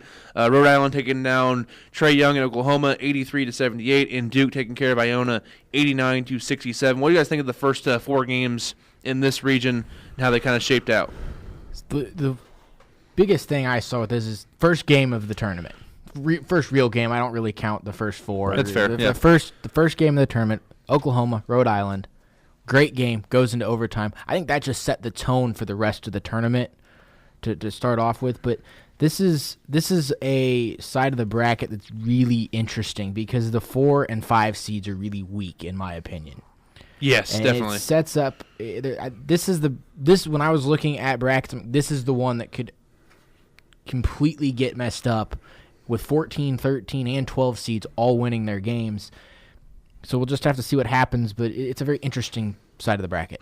I think you look at I'll start with the bottom half. I think you look at Rhode Island and Duke. Rhode Island has come in with this, and I talked about it earlier. I talked about it this morning as well. They've come in with this chip on their shoulder. They know that everybody is counting them out because they did against Oklahoma too. Everybody saw the Oklahoma name and went, no, Rhode Island doesn't stand a chance in this game. Not everyone. Not against Trae Young. And People who don't know college basketball. Right. And I think now they're looking at Rhode Island versus Duke, and everybody's going, no, Rhode Island doesn't stand a chance in this game. That's what they want. That's what E.C. Matthews and this Rhode Island team wants. They want everybody to count them out. Here's what I will say is Duke is a much better, much different team than Oklahoma. Right. But the things that Rhode Island capitalized on Oklahoma are the same things that Duke does not do well.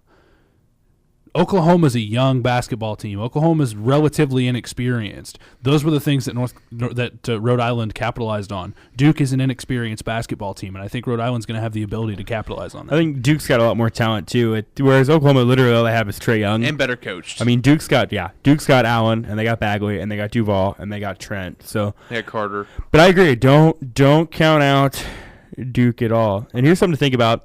So Rhode Island is coached by Danny Hurley, who is brothers with Bobby Hurley, who played at Duke under Coach K. Is there maybe a chance that he goes to Bobby for kind of some insight on what Coach K may or may not do? Well, Bobby's season's over after losing to Syracuse in the first 4, so definitely has some time on his hands. I think there's certainly a chance. It's a good storyline. Yeah, and so now you look at the top half of the bracket, and yes, Kansas struggled with Penn, but Penn is the best 16 seed I've seen in a very long time. They should not have been a 16 seed. seed. Been saying that since Sunday. 8-loss team of the 16 seed. You don't see that very often. And the Ivy League. They played great defense. They can shoot the ball well. Wood was 5 for 5 from 3 at one point, and I think people are going to look at that and go, "Oh, Kansas struggled. They're not going to play very well for the rest of the tournament." No, they played a really good basketball team. Yeah, but Seton Hall is dangerous.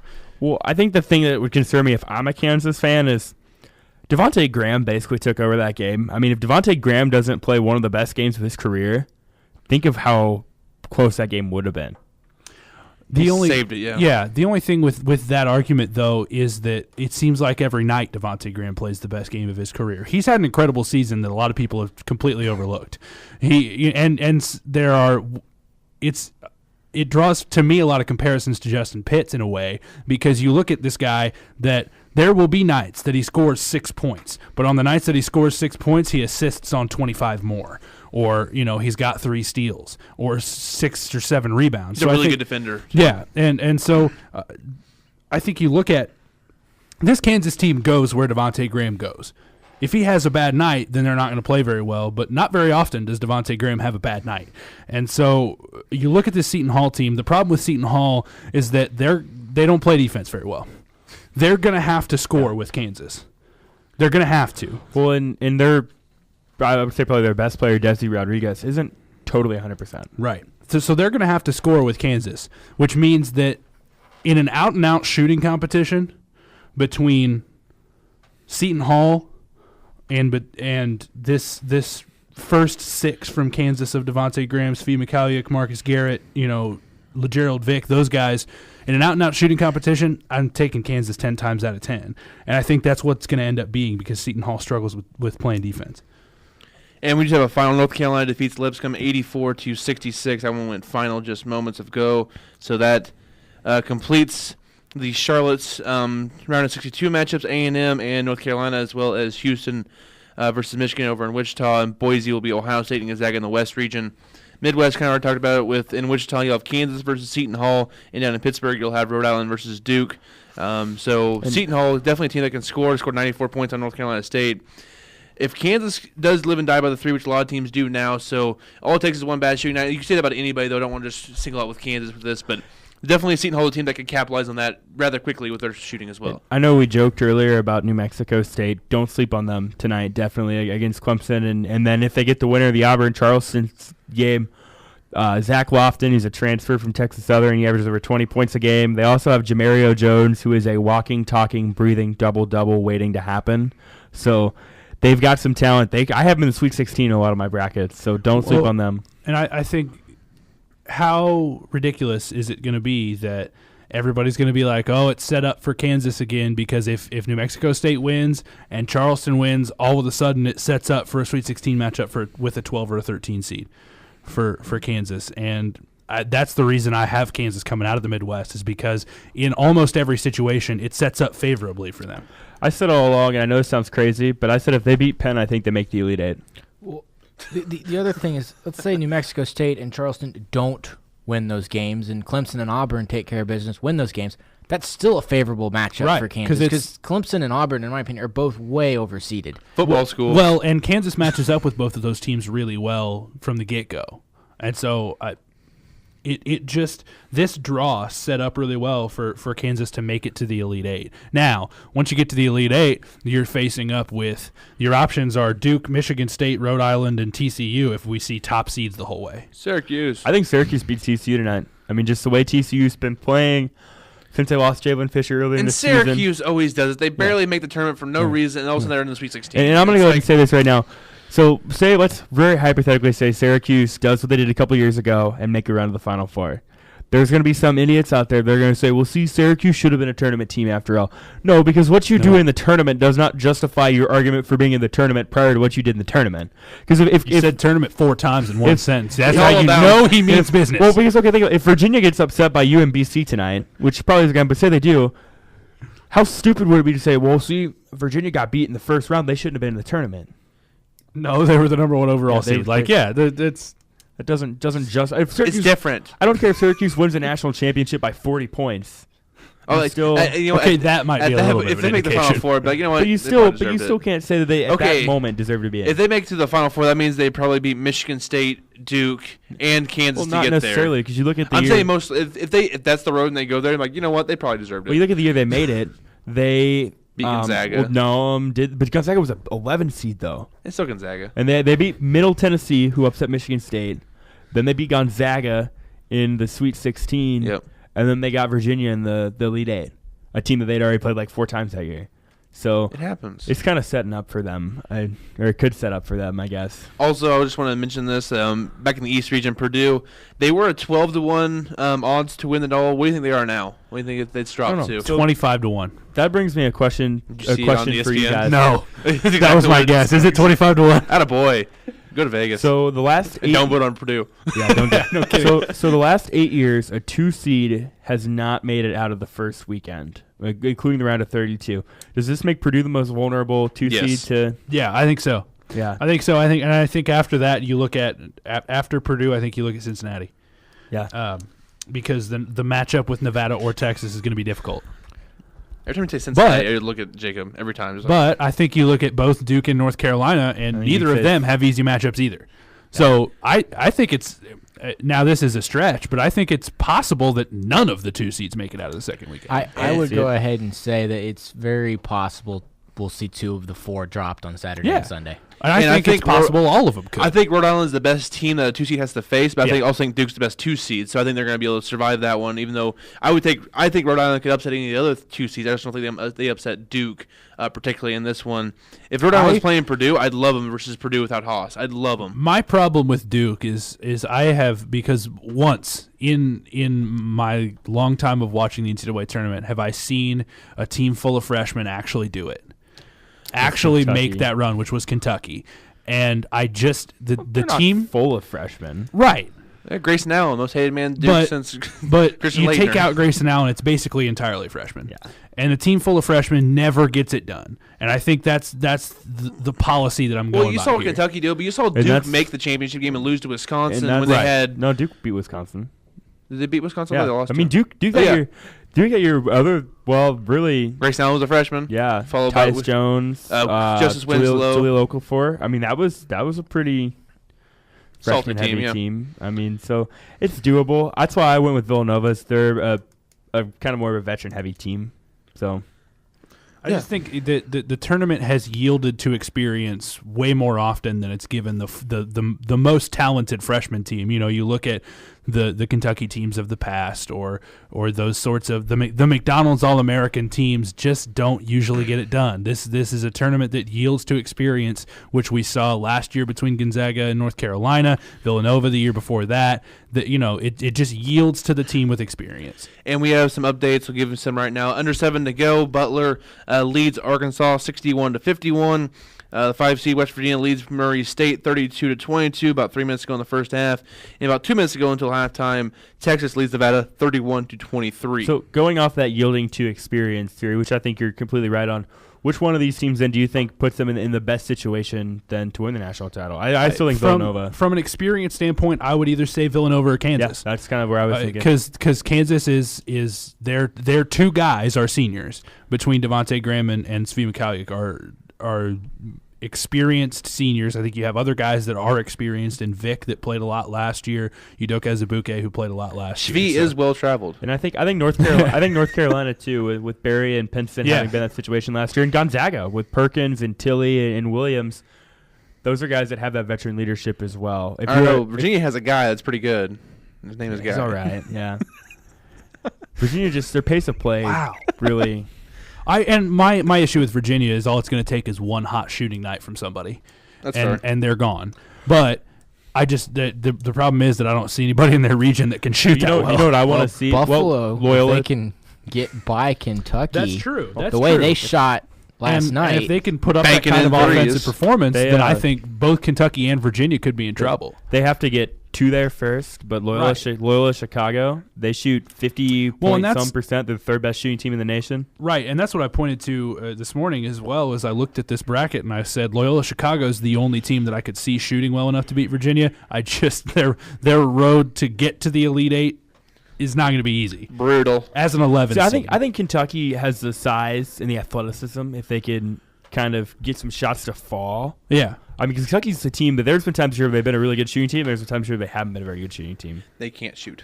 I just don't think hot and cold works against Virginia. No. I think you have to be consistent. You have to be hot during that game. Yeah, definitely. So you have to be hot over the course of the entire game as well. So, yeah, the game's going on right now. Games are going on later tonight that you can keep an eye on. Starting right when we get off air, pretty much at 5:50, about an hour after we get off air, will be K-State versus Creighton. That'll be an interesting game down in Charlotte. My money's on that to be the best game of the day. Alrighty. Who's everyone picking in that game? I got Creighton. I've got well, let me look. I've got Creighton. I'm pretty sure I've got Creighton. I got K-State.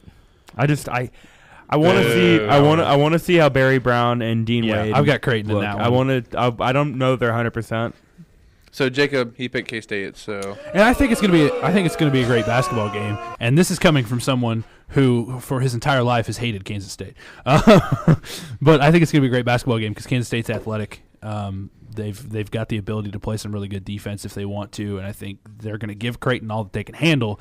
I just think Creighton's just got that edge. They can score some points. And one more thing real quick. When you look at all the 1 seeds and you look at who their 8-9 matchup is going to be, even with the 2 that we don't know yet, all of them scare the 1 seeds. Oh, absolutely. Have to. Absolutely. I think there is as good a chance as any for 2 1 seeds to not make it out of this first weekend.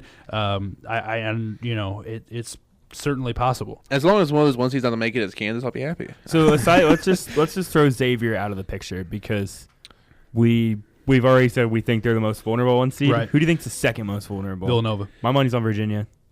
I want to say Kansas, but Alabama scares the I think Villanova just because there's Colin Sexton brings a factor that you don't see very often because he's a very good basketball player. He is not the best guy in the tournament. You know, he's not the best prospect in the world right now. But he is a guy that just has that ability to finish. And I think that's the guy you look toward in the tournament. And with that on the team at Alabama, that's what scares me about Alabama versus Villanova. It's not that I don't trust Villanova. It's just Alabama could be really good with Sexton and could pull off the upset. I trust Alabama more. I do Seton Hall And I think or you look Creighton at- and K-State or even Missouri and Florida State because they're still up and down so much. I think you look at all these teams that have superstars. You look at Oklahoma that's got Trae Young. You look at Arizona with Ayton. You look at these guys, these teams that have these superstars. None of them are quite finishers like Sexton is. No. And that's what's scary to me about Alabama. But the flip side of that, though, too, is say Sexton comes out tomorrow and doesn't shoot well. Because he's had games this year where he didn't necessarily shoot Right. the greatest. This could be a 30, 35-point game. Right, but I think, and this is what I'm saying is, if Sexton's got the ball in his hands, and they're within 6 or 8 with a couple minutes to go, I give the advantage to Alabama because those are the times when he shines. He doesn't have to shoot well. He could shoot 2 for 11 for the rest of the game, but have the ball in his hands with a chance to win it. I'm taking him 9 times out of 10. Yes, absolutely. And the other games that happen tonight, the 14-seed Bucknell versus Michigan State at 6:10. That'll be on CBS. Game played in Detroit, so in the backyard of Sparty. That could be interesting. At 6:20, you have Texas Southern versus Xavier in Nashville. At 6:27, you'll have the 13-seed Charleston versus the 4-seed Auburn in San Diego. In Charlotte at 8:20, you'll have UMBC versus Virginia. At 8:40, you'll see Syracuse take on TCU in Detroit. And at 8:57, you'll see New Mexico State versus Clemson in San Diego, which could be one of the biggest upsets happening late at night on True TV, which we now know is a sports channel for about 4 days. Right. So I find Texas Southern a really interesting team. I don't think they're going to beat Xavier, but they're a pretty decent sized team. And here's a remarkable thing about Texas Southern, They guys. have a losing record. They started the season 0-13. Do you want to hear their conference or their non-con schedule? Was this the one that me and Jacob always talk about being the crappy conference that doesn't have any? Well, but look at their This their non-conference came schedule. into But- conference play with 5 But look at their perfect conference. teams in terms of they had not won a Right. game yet. Look at Well, their- their look at- non-conference schedule is incredible. Gonzaga, Washington State, Ohio State, Syracuse, Kansas, Clemson, Oakland, Toledo, Oregon, Baylor, Wyoming, TCU, BYU. So you've got 1, 2, 3, 4, 5, 6 tournament teams. Baylor was Baylor slow. was on tournament the, teams Baylor was on the including- bubble. 6 tournament teams, including a 5 seed, a 1 seed, a 5 seed, a 4 seed, and a 6 seed. 11, Yeah. and there was Syracuse. I mean, it's a pretty tough, and all of those games are on the road.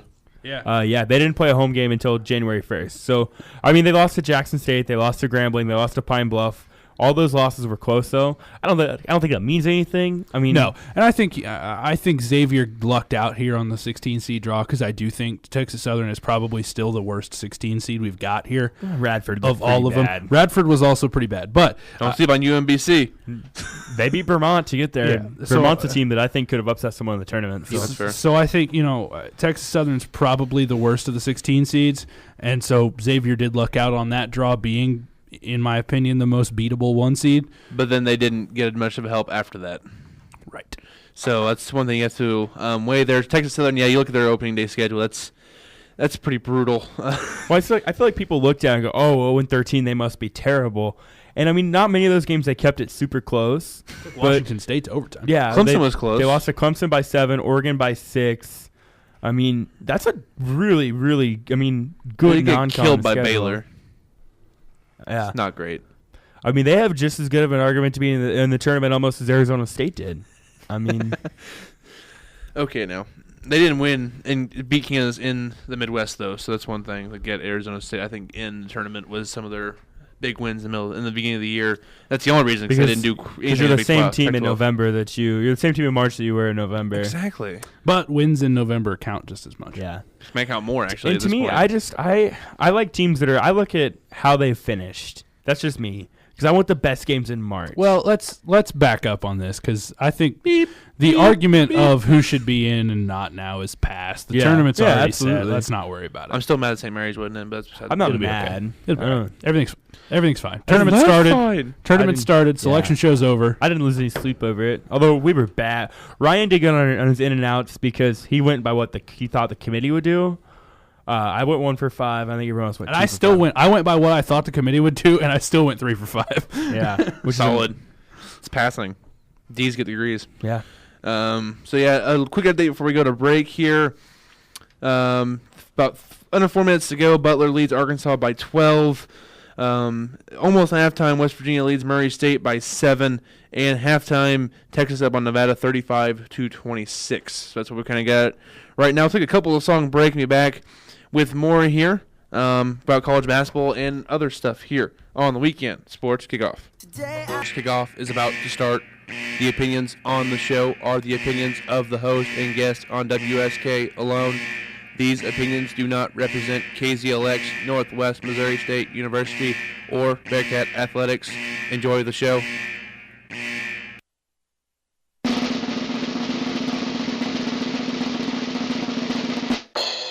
And we're back on the weekend sports kickoff.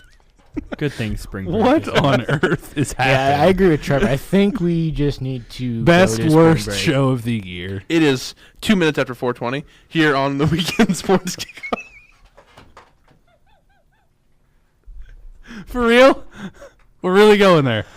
Dude. I'm the only one that's not Why? laughing because I wasn't paying attention. This is almost like the time that. Why was that necessary?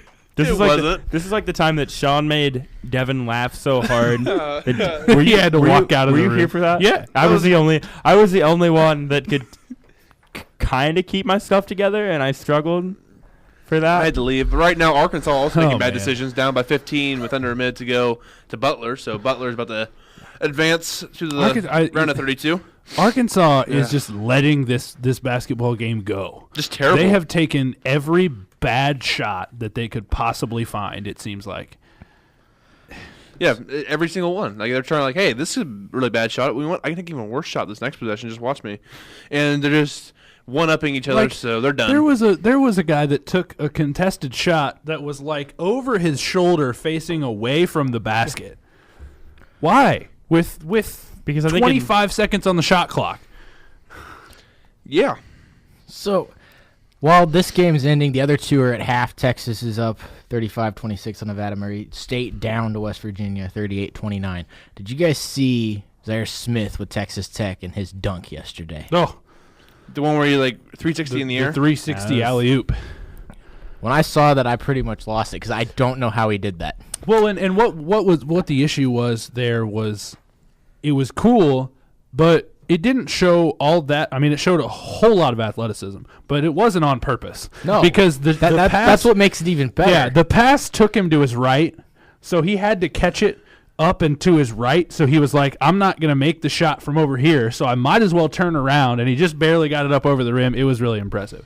It's a really athletic move that I'm really impressed with. And so. it was funny. The cool part about it was that was the 360 alley oop was the only way he was making that bucket. Hey, guess because what? Arkansas took another bad shot. So I'm not gonna lie, guys. I didn't see the Zaire Smith dunk. You probably should go look it up. I'm trying. It was So number that 2 was- on SportsCenter top 10 I yesterday. didn't How was watch it number 2? So that was LeBron killed a man.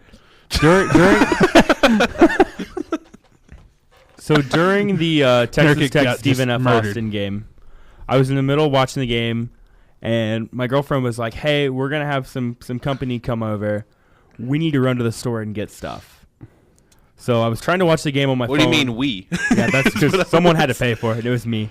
And Sure, blame it on her. And I was trying to watch a game on my phone, and the Wi-Fi connection at the Hy-Vee in Bedford, Iowa, is not the greatest. So it was playing audio, but it wasn't playing sound. Or playing the video. It's like, okay, well, I don't want this. So in that like 5-minute period, I missed the dunk. Hold on, I'm gonna pull it up. One of for you guys can find the video. I'm for me. on it. Ryan's I'd going to get it for appreciate you, but yeah, the only reason it wasn't number 1 play is because LeBron killed Yosef Nurkic in the Cavs Portland Trailblazers game. The only reason it wasn't top play. Just had went final. Butler defeats the 7 seed Arkansas 79-62, and Butler in prime position now to make the Sweet 16 with an injured Purdue team up next Sunday in Detroit. It should be interesting to see how Butler and Purdue match up with Isaac Haas out for the Boilermakers.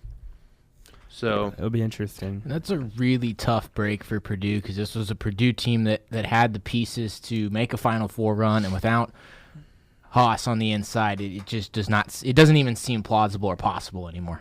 yeah, definitely, it definitely hurts their title hopes as you have the East region. You have 7 of the 8 teams already locked in. Villanova versus Alabama. You have Florida versus Texas Tech, Butler versus Purdue, and Marshall is awaiting the winner of West Virginia versus Murray State, which is being played right now, and West Virginia leads at halftime of that game by the score of 38-29. So that's what's going on there in the East region.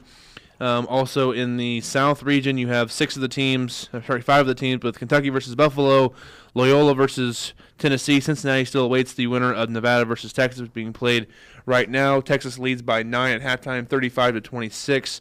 And then later on the night, you'll have Virginia versus UMBC and Creighton versus K-State in the 8-9 matchup. So starting to kind of see what the round of 32 is going to look like, and still a lot of interesting matchups. Good blend of blue bloods plus upsets happening right now to give a little bit of everything for the second round. Did the Arkansas Butler get? Yeah, it went final 79-62. You don't pay attention to a word I say. I don't like you. Wow. Sorry, I was trying to find the Zaire Smith. I'm still working on it. I got you. It's right here. Okay, so as he does that, still in the Midwest, be Kansas versus Seton Hall in the 1-8 matchup, and then Duke versus Rhode Island in 2 versus 7. As Trevor just kind of nods his head there, he sees the dunk for the first time. I don't think he did that on purpose. No, he had no choice but to turn around because he wasn't going to make it if he didn't. And so it just happened to be that the rim was right there when he turned around. So he was like, okay, if you're going to give it to me, I'll throw it down. Okay. I can't remember what game it was. Maybe you guys can refresh my memory on this. But there was a game the other night where a team was up big early, late in the game, and the kid could have slammed it and chose not to. I can't remember what game it was. It might have been the St. Bonaventure UCLA game. But like he had the chance to slam it home and decided instead to just go for the layup instead. I can't think of what game it was, but I thought that was kind of cool to see him not. No, go for the jam every time. Yeah, jam at home. It might have been. I'd have thrown it down. It might have been if I could dunk, I would do it every chance I got. Oh, I yeah. can't dunk, so I don't. Yeah, I little finesse layups all I got. Yeah, I can't dunk either. I don't even have a finesse layup. I have a just throw it off the backboard and hope. Hope and pray that it goes in. And, of course, 6 of the 8 teams in the West have secured their spot. You'll have Gonzaga versus Ohio State in the 4-5 matchup. I know that's my only chance. Michigan versus Houston in the 3-6. And North Carolina versus Texas A&M in the 2 versus 7. And then as well, you'll have Xavier versus Texas Southern tonight and Missouri versus Florida State in the 8-9 matchup for the chance to go to the second round in Nashville. So a lot of good matchups for second round that could be upsets of brewing. I do like Loyola for the lowest seed to get to the Sweet 16, pending what happens between Clemson, New Mexico State, and then Auburn versus Charleston. Of course, it'd be 12-13. Yeah, or if Murray State can come back in the second half against West Virginia. This one's more of a stretch, but Bucknell over Michigan State too. I think that's one you have to look at going. And I think that's going to be a close game for a while. And I'll talk about this because I talked about it this morning as well. I think you look at teams like Bucknell, teams like Stephen F. Austin, teams like Murray State, those sorts of teams. I think sometimes we get caught up in the fact that they were the big upset before. Davidson. And you look at a team like that and you go, because every time, I think it was Georgia State that we were talking about this with. Because after 2006, every time George Mason was in a bracket, they were the upset pick. After Florida Gulf Coast ran to the Sweet 16, they were the upset pick in every bracket. And so I think sometimes we get a little bit too caught up in that as college basketball fans. Absolutely. And start picking those upsets just totally based on, well, they did it before, like Devin said, and sometimes it just doesn't work out that way. But in the Bucknell case, I don't think that's what's happening. I think Bucknell is a legitimate upset candidate over a Michigan State team who has proven that they can lose a game here or there. Well, see, and I feel like Georgia State was a legitimate upset candidate for Cincinnati. I did, just the way they play, and Cincinnati having not really been in that situation as a 2 seed before. But when I look at how I went with my upsets, I went with South Dakota State over Ohio State, which ended up not working out. But it wasn't a bad game. I mean, they kept it close the whole game. Loyola Chicago over Miami, just on the matchup. I like what Loyola Chicago brought. Marshall over Wichita State, and that ended up proving out to be pretty good. And then New Mexico State over Clemson. None of those teams have that upset hybrid. Yeah, that's fair. And when you look at Bucknell and this team, they're a 14 seed, but when you look at some of the scores, and I know it's the Patriot League, but some of the just onslaughts that this team had in that league, I mean, they won games by 40 plus points. They beat Colgate in the Patriot League championship by 29. This is a team that it can pose a threat to Michigan State. It was a team that didn't seem to belong in the Patriot League this year. Yeah, It seemed like they belonged. Yeah, it seemed like they belonged in a different conference. And to say they didn't belong in the Patriot League isn't really saying that much. The Patriot League is not historically one of the better mid-major conferences, but if they didn't belong in the Patriot League, then that means they belong to step up from the Patriot League. And you look at some of the teams in those conferences that are a step up from the Patriot League.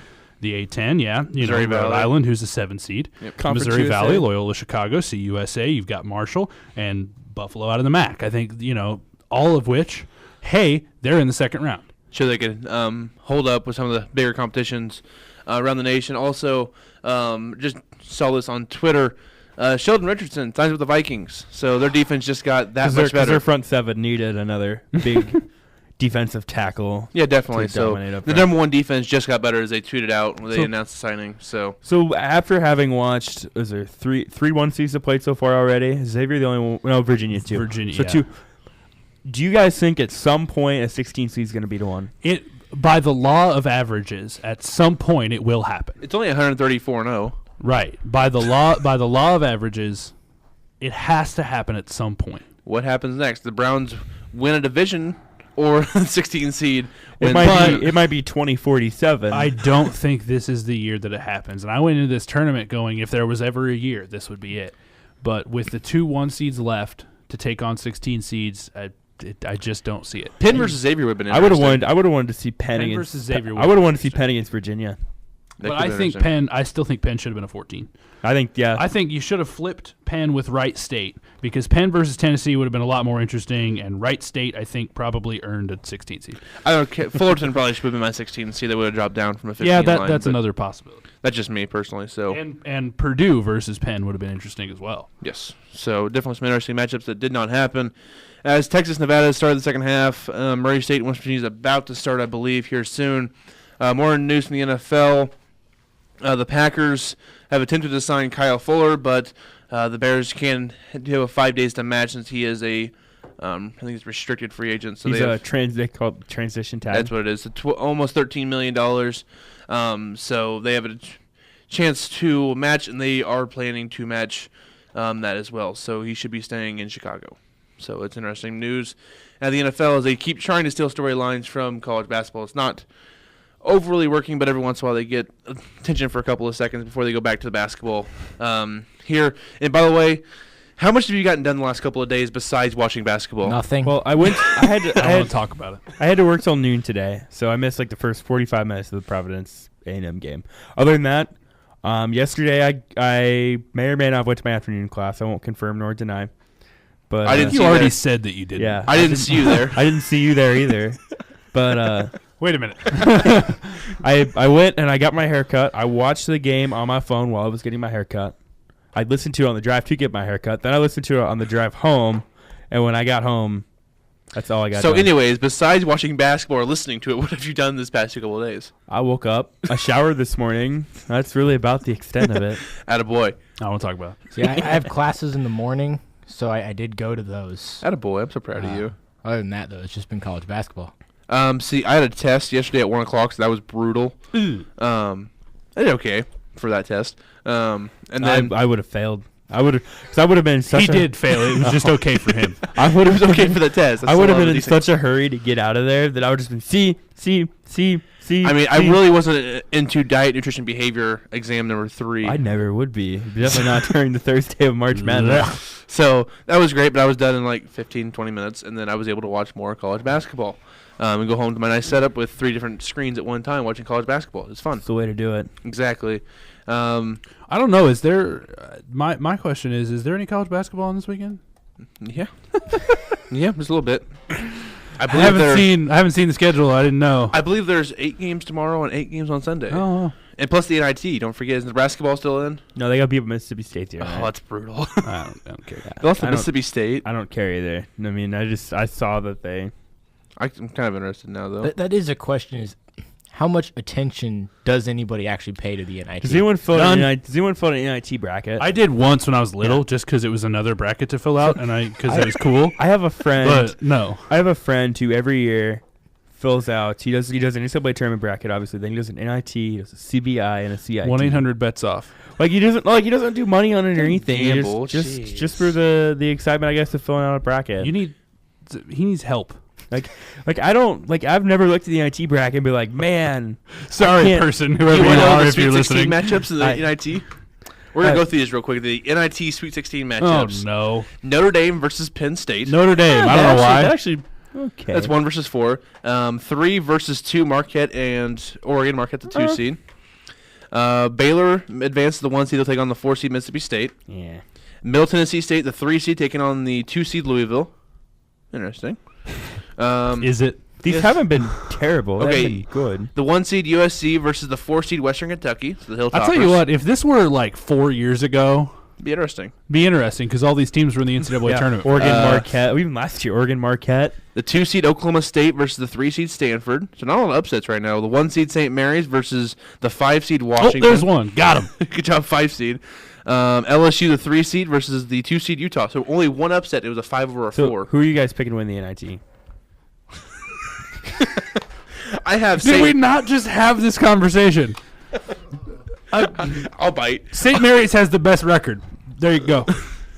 I will take Notre Dame over St. Mary's in the championship game. I was Bonzi Colson's playing. I'll take Notre Dame. Oh, Jacob's looking at the bracket. He's studying hard. Let's go Take Oklahoma State and Notre Dame in the championship game. We'll go Oklahoma State. I haven't even looked at the actual bracket. Oklahoma State in the Final Four, as well as Middle Tennessee State.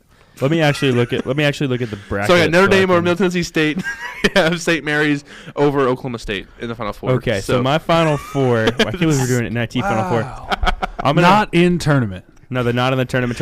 I'm gonna take Notre Dame, Middle Tennessee, USC, and St. Mary's. And then, do they reseed them or do they go? You just keep playing through as a bracket. Give me Notre Dame. You don't even know. I don't pay attention to the NIT. I feel like this is my Why did cue you to ask? leave. If you want to know the Final Four of the CIT. Yes. Oh no. Yes, I was hoping we would get to this. I know this Crap is this year's- invitational no, this is the tournament. 2012. Sorry, I'm on the wrong one. How did you? Oh, It's not going to be any different. Oh, there it is. 2018 CIT.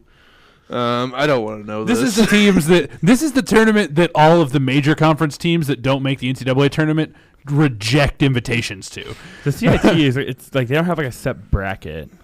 No, they don't. It's So kind of stupid. the only game CBI, today is at 7:00, and it's Central Michigan versus Wofford. I can't believe Wofford. Wofford doesn't matter. And the CBI is the same way. It's the tournament that all of these power conference teams that don't make the NCAA Well, tournament. tomorrow reject you the can watch invitations to. Portland State versus San Diego. Do you want to hear the Elite Eight of the CBI? Honestly, no. Utah Valley. But you're going to tell me Utah anyway. Valley, San Francisco, Let's go. North Texas, Mercer, Oh, let's go Mercer. Campbell, New Orleans, New Orleans. Central Arkansas, Jacksonville State. Who are you This guys is picking? the battle of Hold Jacksonville on. State. Since we're talking about this, do these schools that are in these tournaments, do they care?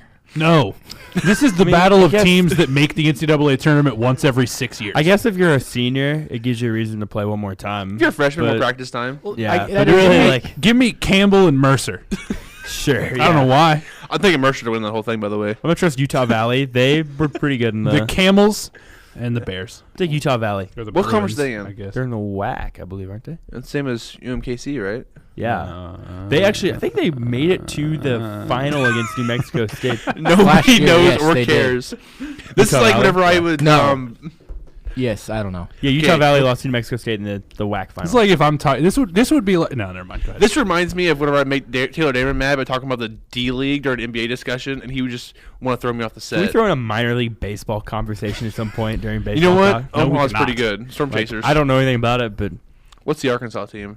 are they the Naturals? The Northwest Arkansas Naturals. Yeah. You know, there's someone right now, well, the one person listening that isn't in the studio. And they tuned it off. And they're right going, now. why are they talking about Campbell? Why is there soup on the radio? I didn't see I don't know why the person listening is an old lady. But Why either? I didn't. It just reminds me of my grandmother. I guess I didn't see Campbell on the March Madness bracket. Why are they talking about Campbell? I think some teams Because care about the NIT. there are but other not a whole stupid lot. tournaments Yeah. that teams have to be a part of. I think The some of the NIT teams in the NIT, because it's Madison Square Garden, it's the Mecca. That could be an Yeah, interesting the tournament. NIT's at least okay. There's The other some- two are just totally pointless. The other two, yeah, there's no point. Hey, other what did you than- think of? I think it was Bruce Weber the other day that said we should just make it to where all teams make the NCAA tournament. I'm like, no. A So the- 351 team tournament's gonna bracket. so the tournament's gonna start at Christmas. They'd have to drop it to like 320 though, Like the whole season is because just gonna be- 351 doesn't make for an even tournament. Like that We'll would see be 64 awful. to like 128 to 256. So you just put them in pods. 256 would be okay. Yeah. Yeah. 256 is Good lord, as this is big awful. as you can I don't go. know. I might not fill out a bracket then. That'd be a lot. If you get a perfect bracket with 256 teams in there, I applaud you. yeah, you cheated. Yeah, We no, need it's someone one to in get- like 9 quintillion You now. went Back Yeah. to the Future. So I would make it like 1 in 45 quintillion if or we're something. That would gonna make talk it way about more this, than how would- that. All right, Jacob, go. How would they set that up with 256 teams? Would we have Very carefully. like Just go what would it so be? now Like we would go- 16 Yes. different 16 groups of 16. So you would or get like, 16 team regions. So you would get a team who Wow. who was the 16? Who was the AP 16 this year? Well, let's go a 4 seed. Okay, so you get someone like Ohio State would have an argument for a 1 seed. Gonzaga would be automatically a This one is a seed. horrible idea. Yeah, like now that I think about Never, it, never, I ever will think that about ever it. happen. Clemson's a 2 seed. how no? If we do that, we're doing a 64 team football tournament too. I don't want Why that. not? I don't want give Eight me and stop. Give me Alabama against Arkansas State in the first round. That's exactly what I need. You know Hey, what? You know what? what's the While you're, Red at it, Wolves? while you're at it, give me Ohio State and Buffalo as well. Hey, Who don't mess with cares? the Bulls. Who cares if Buffalo went 7-5 in the MAC? They're barely bowl eligible and they're in the tournaments. Yeah. Just throw all the bowl eligible teams into one tournament. That's awful. It's an awful idea. Just absolutely terrible. Under 16 minutes to go. Texas leads Nevada 45-32. Also, West Virginia leads Murray State 47-38. About 17 minutes to go. If we're letting everybody into the tournament, then the NFL should just seed 1 through 16 in each conference. Yes. Give me and Patriots play the Browns. playoffs for that. Give me Patriots Browns in the first round of the playoffs. That way the Browns fans can finally say they made the playoffs. And the And go NBA 0-17. the NBA can just seed 1 through 30. They're So bad. Just awful. Just that was. I just heard that idea. that's and a I'm like- terrible idea. he was like, "There's just so many well-deserving teams that don't get in." It's like, well, not that deserving. Yeah, no, Pittsburgh should not be in the NCAA I tournament. think the only 0-18, like, baby. Did you see they've got 7 kids that applied for a transfer Yes, from their including a current kid roster? who is sitting out this year for a transfer wants to be out now. Well, they brought in Kevin Stallings basically gutted that team. And they're not going to have a team. Yeah. Like and even like their 7 one kids. They're even though they're 1 4-star recruits. Like I want out of my commitment. Yeah. So like they have 7 transfers and they're only like high-level recruit. I want wants to out. see who they hire as a head coach. Maybe that could Nobody. change some They're gonna things. cut the program. Just No. I've heard Tom Crean. No, But Tom out Crean now. got hired at Georgia. Did you, I missed Yeah. that. How did I miss that? When Last was I read, this? last I read he was talking to It Pitt. was earlier today. Oh, Yeah, Georgia hired Tom Crean earlier today. Just be nice information to share with your friends. so this Hey, Georgia hired Tom Crean earlier today. You Okay, guys see that? so then where do Thank you so then where do you go if you're Pitt? I would say Dan Hurley at Rhode Island. Well, he could go to UConn. Just call everybody. I missed the Woj bomb. How could Here's I? one. Start How about Nate Oates at Buffalo? start with Coach K and just call down the list. So I've always said you should do that. Like Everybody. If you're a program like say Arizona, because I think Sean Miller should be fired. I don't really will be. Start at the top of the list and then work your way down. Because the And worst then they can call- tell you is no. Call Yeah. Coach K, then call John Calipari, Then call then Roy Bill Williams, Self, Roy Williams then Roy up there, Williams, Tom then Izzo. Tom Izzo. And then eventually you'll get stuck with like Scott Drew. But I mean, Oh, poor Pitt. so here this is the question then. Do you guys think Sean Miller will coach at Arizona next year? I say yes, but I he's fired say- at the end of next year. I say yes, but he only makes it through the first 5 games because he gets arrested. That's a Wow. we've had so we've had a lot of hot takes on this show, but we have never had a hot take where He someone gets- got arrested. he gets arrested. Hot take alert. He gets arrested due to this FBI investigation. Hot take alert. That 5 games into next season. that is the if you get that hot take, oh my goodness! If it's exactly Okay. 5 games, I'll say this. I think he stays the coach. They miss the tournament altogether next year because they have nobody coming in as a recruit. And they're like, okay, Because you're everybody's bad. afraid of Arizona. Like, 'cause they're gonna okay, get into we're bad racing. this year. We're firing you. And they just got the roster. Then they restart them. say he is gone this year. Who do you think they'd go after? I mean, now that Tom Crean's Again, gone, Archie start Miller. at the top of the list. No. Archie Miller. Archie. Billy Donovan. he might. Rick Pitino needs a job. Coach no. Popovich. That would be the worst idea. Tyronn Lue. Tyronn Lue's the new coach at Hey, Arizona. Popovich is going Because down. LeBron runs him out of town. Wouldn't that be a PR nightmare for Arizona to fire Sean Miller because all the stuff that went on and hire Pitino? Or like Jacob was going to say something. I was Larry going to say Smith. do that on April 1st. But the problem with that is April 1st is also Easter Sunday, so I wouldn't mess with that. Yeah. I don't think Rick Pitino's the guy you want flaunting to your fan base on Easter. No. He's really not. No, he is not. At this point, just hire, who cares? Surely there's got to be someone that played or coached at Arizona that... They could just hire Larry Brown. He has no prior issues. He's like with the NCAA. 109. Hey, he might be the assistant at Memphis though when they hired Penny Hardaway after firing Tubby Smith, who's also available. Yeah, for hire. who went like 22-10 this season. Yeah. By the way, UConn is a mess without with Kevin Ollie being fired. Like the AAC is not a good conference for them because it's hard to be like, hey, come to UConn instead of playing Syracuse and all these teams. You're playing Tulane this Wednesday. Well, I think if they get to where that program could be, you can say, hey, you're playing Wichita State, you're playing Houston, you're playing Cincinnati, but still it's not as appealing when you're used to playing Villanova and Georgetown. Well, if you're going to talk about the American Tulsa and Memphis. they're not that bad. Yeah, Memphis isn't bad. Central Florida You're still playing Tulsa. Central Florida wasn't terrible. I mean, I know, but you have to get people in UConn, in No, I Connecticut, be like, Wait, hey, here- support here's the a- team we're here's playing a in Central question. Florida.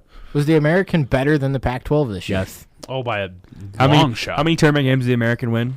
One. The Yeah, they're Atlantic better. 10 was better Yeah. than the The Pac-12. Mountain West made You know it what better I than would the say? I would say the Patriot League might be better than the Every Pac-12, conference depending- that won a game in the NCAA tournament is better than the Pac-12. What's The the WCC was better than the Pac-12. Oh yeah. What's the conference that UMBC's in? Are they in the? They're in the America East. Yeah, that they might be better than the Pac-12. Well, they got no. Vermont in that conference too. yeah, Yeah, so Vermont would The be. NEC, the Ohio The Valley. Summit, I mean, we can go the- on the and on Sum- and I on. mean- The SoCon.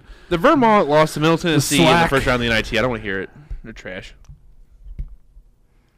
By 30. Silence. Silence. I think We're not all watching Get it basketball. out. West Virginia leads by 7 No with mas. 15 and a half to go. And Texas leads by 8 with 14 and a half to go. Trevor's leaving. well, Trevor's getting ready to leave. Don't you have to leave, Jacob, to go to your dorm room? Oh, yeah. Yeah, but I'm not just going to get up and walk You got out. 12 minutes. You get up can and walk leave out if anytime you you want. want to. I mean, we're not like And I holding got We're not on hostage here. TV. Nobody's going to see it. I got a Chinese food order that's. They gonna just be they'll done in, just like, think you 5 shut minutes. up for 12 minutes. Well, before you go, what are you watching this week? Well, I'm going to Please watch. say NIT. I was Fun out I this was going to weekend. say I was going to watch paint dry, but I mean, No. the NIT actually is not back in on action until I next was- Tuesday this and is- Wednesday. I was This waiting is for like- someone to make a NASCAR no, joke. this I honestly was waiting This for is someone. like the one weekend I don't watch any racing because It's March. It's March. Yeah, left turns. I didn't watch any last weekend. Trevor, what are you watching this weekend? I am going to watch some basketball, and then tomorrow I'm going to go home and I'm going to watch some more basketball. I don't know if you guys ever heard about this sport. It started with a peach basket. Then I'm going to go home Sunday and I'm going to watch some even more basketball. Ryan just threw a So, pin at him. really, basketball, more basketball. It's a fun sport. I recommend you guys try watching it. I don't like you anymore. It, I don't think you ever did. you know, I'm relatively familiar with the guy that started it, who also happened to start the basketball program at a prestigious university located in Lawrence, Kansas. You know what? I have a message for Trevor. Before spring break, we have to get this out of the way. You're fired. You're fired. You're fired. Fired. But I.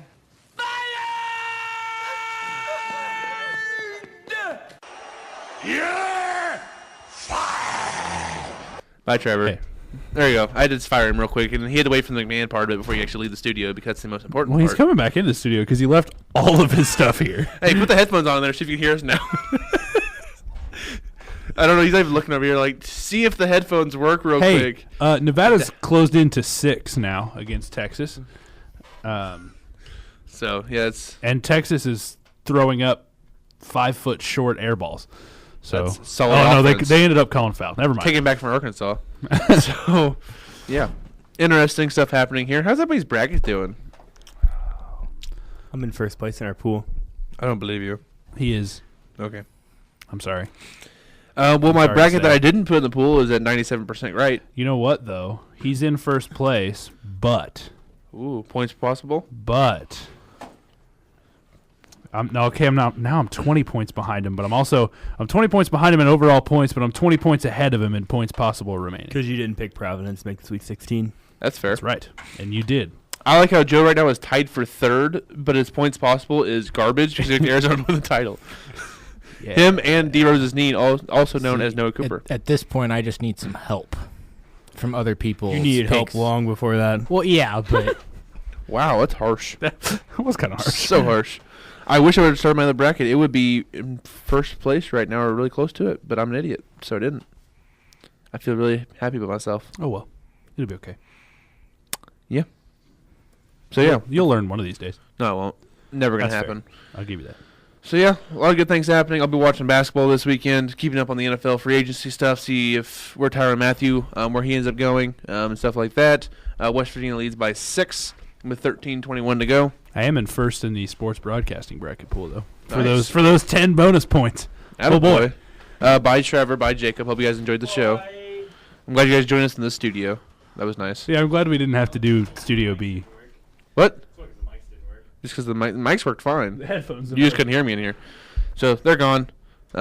Just me and Ryan now, just like it started the day. So starting in the day on the sports radio the same way. Just me and Ryan talking to each other about basketball. The stalwarts of the X106 sports department. Everyone else is just lazy. 4-point game now, Texas and Nevada. Ooh, Nevada making a push. Nevada shooting 55% so far in the second half.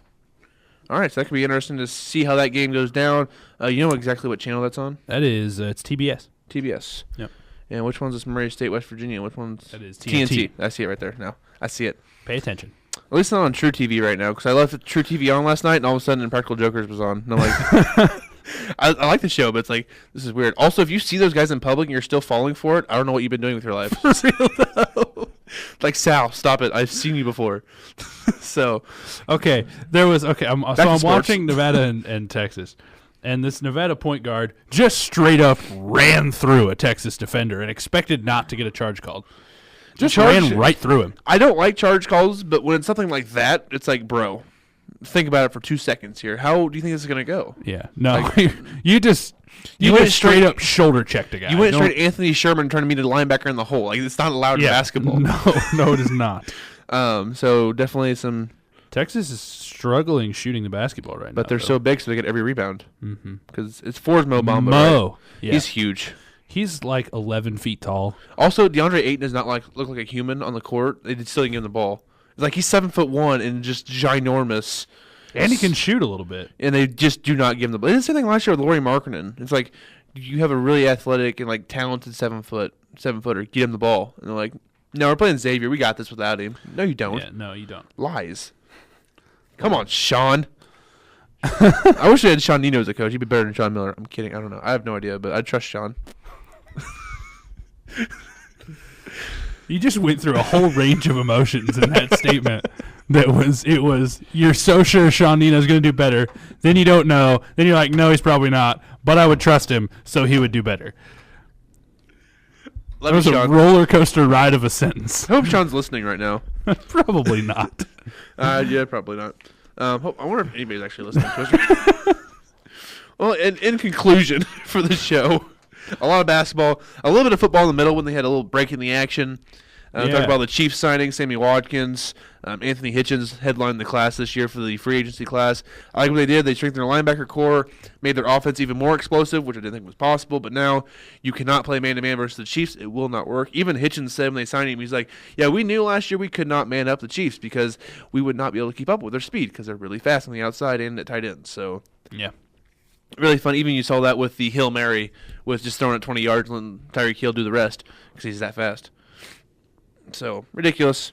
I can't wait for the NFL draft. That's what I'm really ready for. But it's still like a month and a half away, so that's exciting. I'm going to temper my expectations, but I'll be looking at mock drafts. We will not be here next Friday because there's a little thing called spring break. So we will all be gone enjoying our time away from school for that. Hope everybody enjoys their spring break. Today was also payday for campus, so that was nice. Also, it kind of stinks we don't get paid for like another 5-6 weeks after this. Yeah. We don't get paid I don't again. know if we're legally allowed to divulge that information. So if you're listening, cover your ears. No, it's public information. It's on the Northwest Missouri website You're for right. pay dates, so it's fine. You're right. Because I don't think we get paid until right before graduation. That's like 40 days away. So that'll be interesting. It's going to be rough for you. It's going to be real rough. They pay you right before spring break. So, hey, look all this money you can blow during spring break. Yeah, and then come back and have none until the end of April. Yep. So all I know is that I have until graduation 42 days, 21 hours, 3 minutes, and 25 seconds until graduation starts for my session. The countdown. So what are we watching this weekend other than... I would say other than the NCAA tournament, but there's nothing other than the NCAA there's tournament. 8 games tomorrow and 8 games on Sunday that I will be watching. And then, of course, they restart on the 22nd and 23rd for the Sweet 16 and the Elite 8. Which is next. Thursday, Friday. So that should be interesting there. And, of course, the championship game is April 2nd. So we will be able to preview that for you when we come back on the 30th, which will be right before the Final Four games as well. So we'll be able to preview the Final Four when we come back. And we'll just see how wrong our Final Fours were. We're going to be awful. It's fine. And my Wichita State's already out for me, so it's one of my 4, 25% away from being completely wrong. So can't wait. Yeah. So we're done here. We're going to cut it off a little early because we've talked about basketball for 3 hours now. Didn't even talk about what I was watching this weekend. What are you watching this weekend? Sorry, my bad. Basketball. No, I'm just kidding. I am watching college basketball, but I'm also going to pay a little bit of attention to the Arnold Palmer Invitational happening at Bay Hill Club and Lounge down in Orlando. How about Tiger last weekend? Tiger had a great weekend last weekend. He had a good first round at 4 under. He's taken a step back a little bit today. Even par through 17. He's still sitting at 4 under, tied for 17th. In the tournament, Henrik Stenson came out and just blew the course away with a 64 yesterday, and then followed that up with a 3 under 69 today. So he's at 11 under, tied with Bryson DeChambeau at the top of the leaderboard. And interesting development in the world of golf. After last week's Valspar Championship, Tiger entered this week as the new favorite to win the Masters tournament. Which is fantastic for golf. It's fantastic for golf. I think it's a little unrealistic because I do not think Tiger is the favorite to win the Masters. There are too many good golfers out there, but he leapfrogged Dustin Johnson to become the favorite to win the Masters at, I believe, 8-1 is his current odds to win the Masters. But it is very good for golf to have him on top of the odds to win a tournament and in the conversation for, even though he's 7 shots back at the moment, in the conversation for the Arnold Palmer Invitational, a tournament that he's won, I believe, 8 times in his career. So, one interesting stat I found here, just on rolling through Twitter, all-time tournament winning records for like the mid-majors that are just a little above what some of the other smaller ones are. The American is 542, so it's not bad there. Conference USA is 500. West Coast Conference is 491. Missouri Valley is 490. The Atlantic 10 is 476. And the Mountain West is 303. So not great on the Mountain West. Their team with the most wins is San Diego State. They're 6-9. Utah was 4-6. BYU was 3-8. UNLV was 3-7. And multiple teams. And Nevada right now is 0-1. If they win today, they'll be back to 500 for the only team in the conference to be 500 in postseason play before their next game versus Cincinnati. There were a couple of UNLV teams that were pretty good back in the early 90s. Were they Mountain West at the time though? They were in that. I don't remember. I'm not sure what conference they were in. But I think you look at this Mountain West Conference, and the Mountain West is much more of a football conference than they are a basketball conference. They've always been known for producing that potential, group of 5 team that's going to make a BCS, what used to be a BCS bowl, but now a New Year's Six bowl, and in Boise State, or a couple years that Nevada or Utah made the argument, but they were actually in the Big West Conference at the time, so they were in the Big West at the time. So they were not in the Mountain West, which really brings down that record for that. So. Yeah, it does, because UNLV had some pretty good teams back in those days. I mean, they made 4 straight championship games for a reason. So the Running Rebels were really exciting to watch in the early 90s. So yep.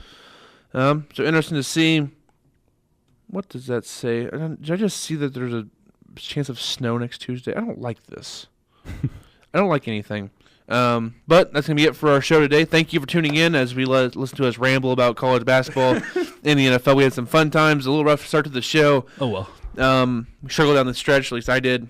There have been worse. You didn't have to leave the studio this time. That's fine. It's Friday at 5 o'clock on quitting time. College basketball opening weekend for March Madness. It's exciting times. A little update before we go. Texas leads Nevada 54-48 with 9 minutes to go, as well as 58-45 West Virginia. Exactly. West Virginia leads, trying to get to the round of 32. So a lot of good matchups going on right now. We will see you in 2 weeks here on the Weekend Sports Kickoff.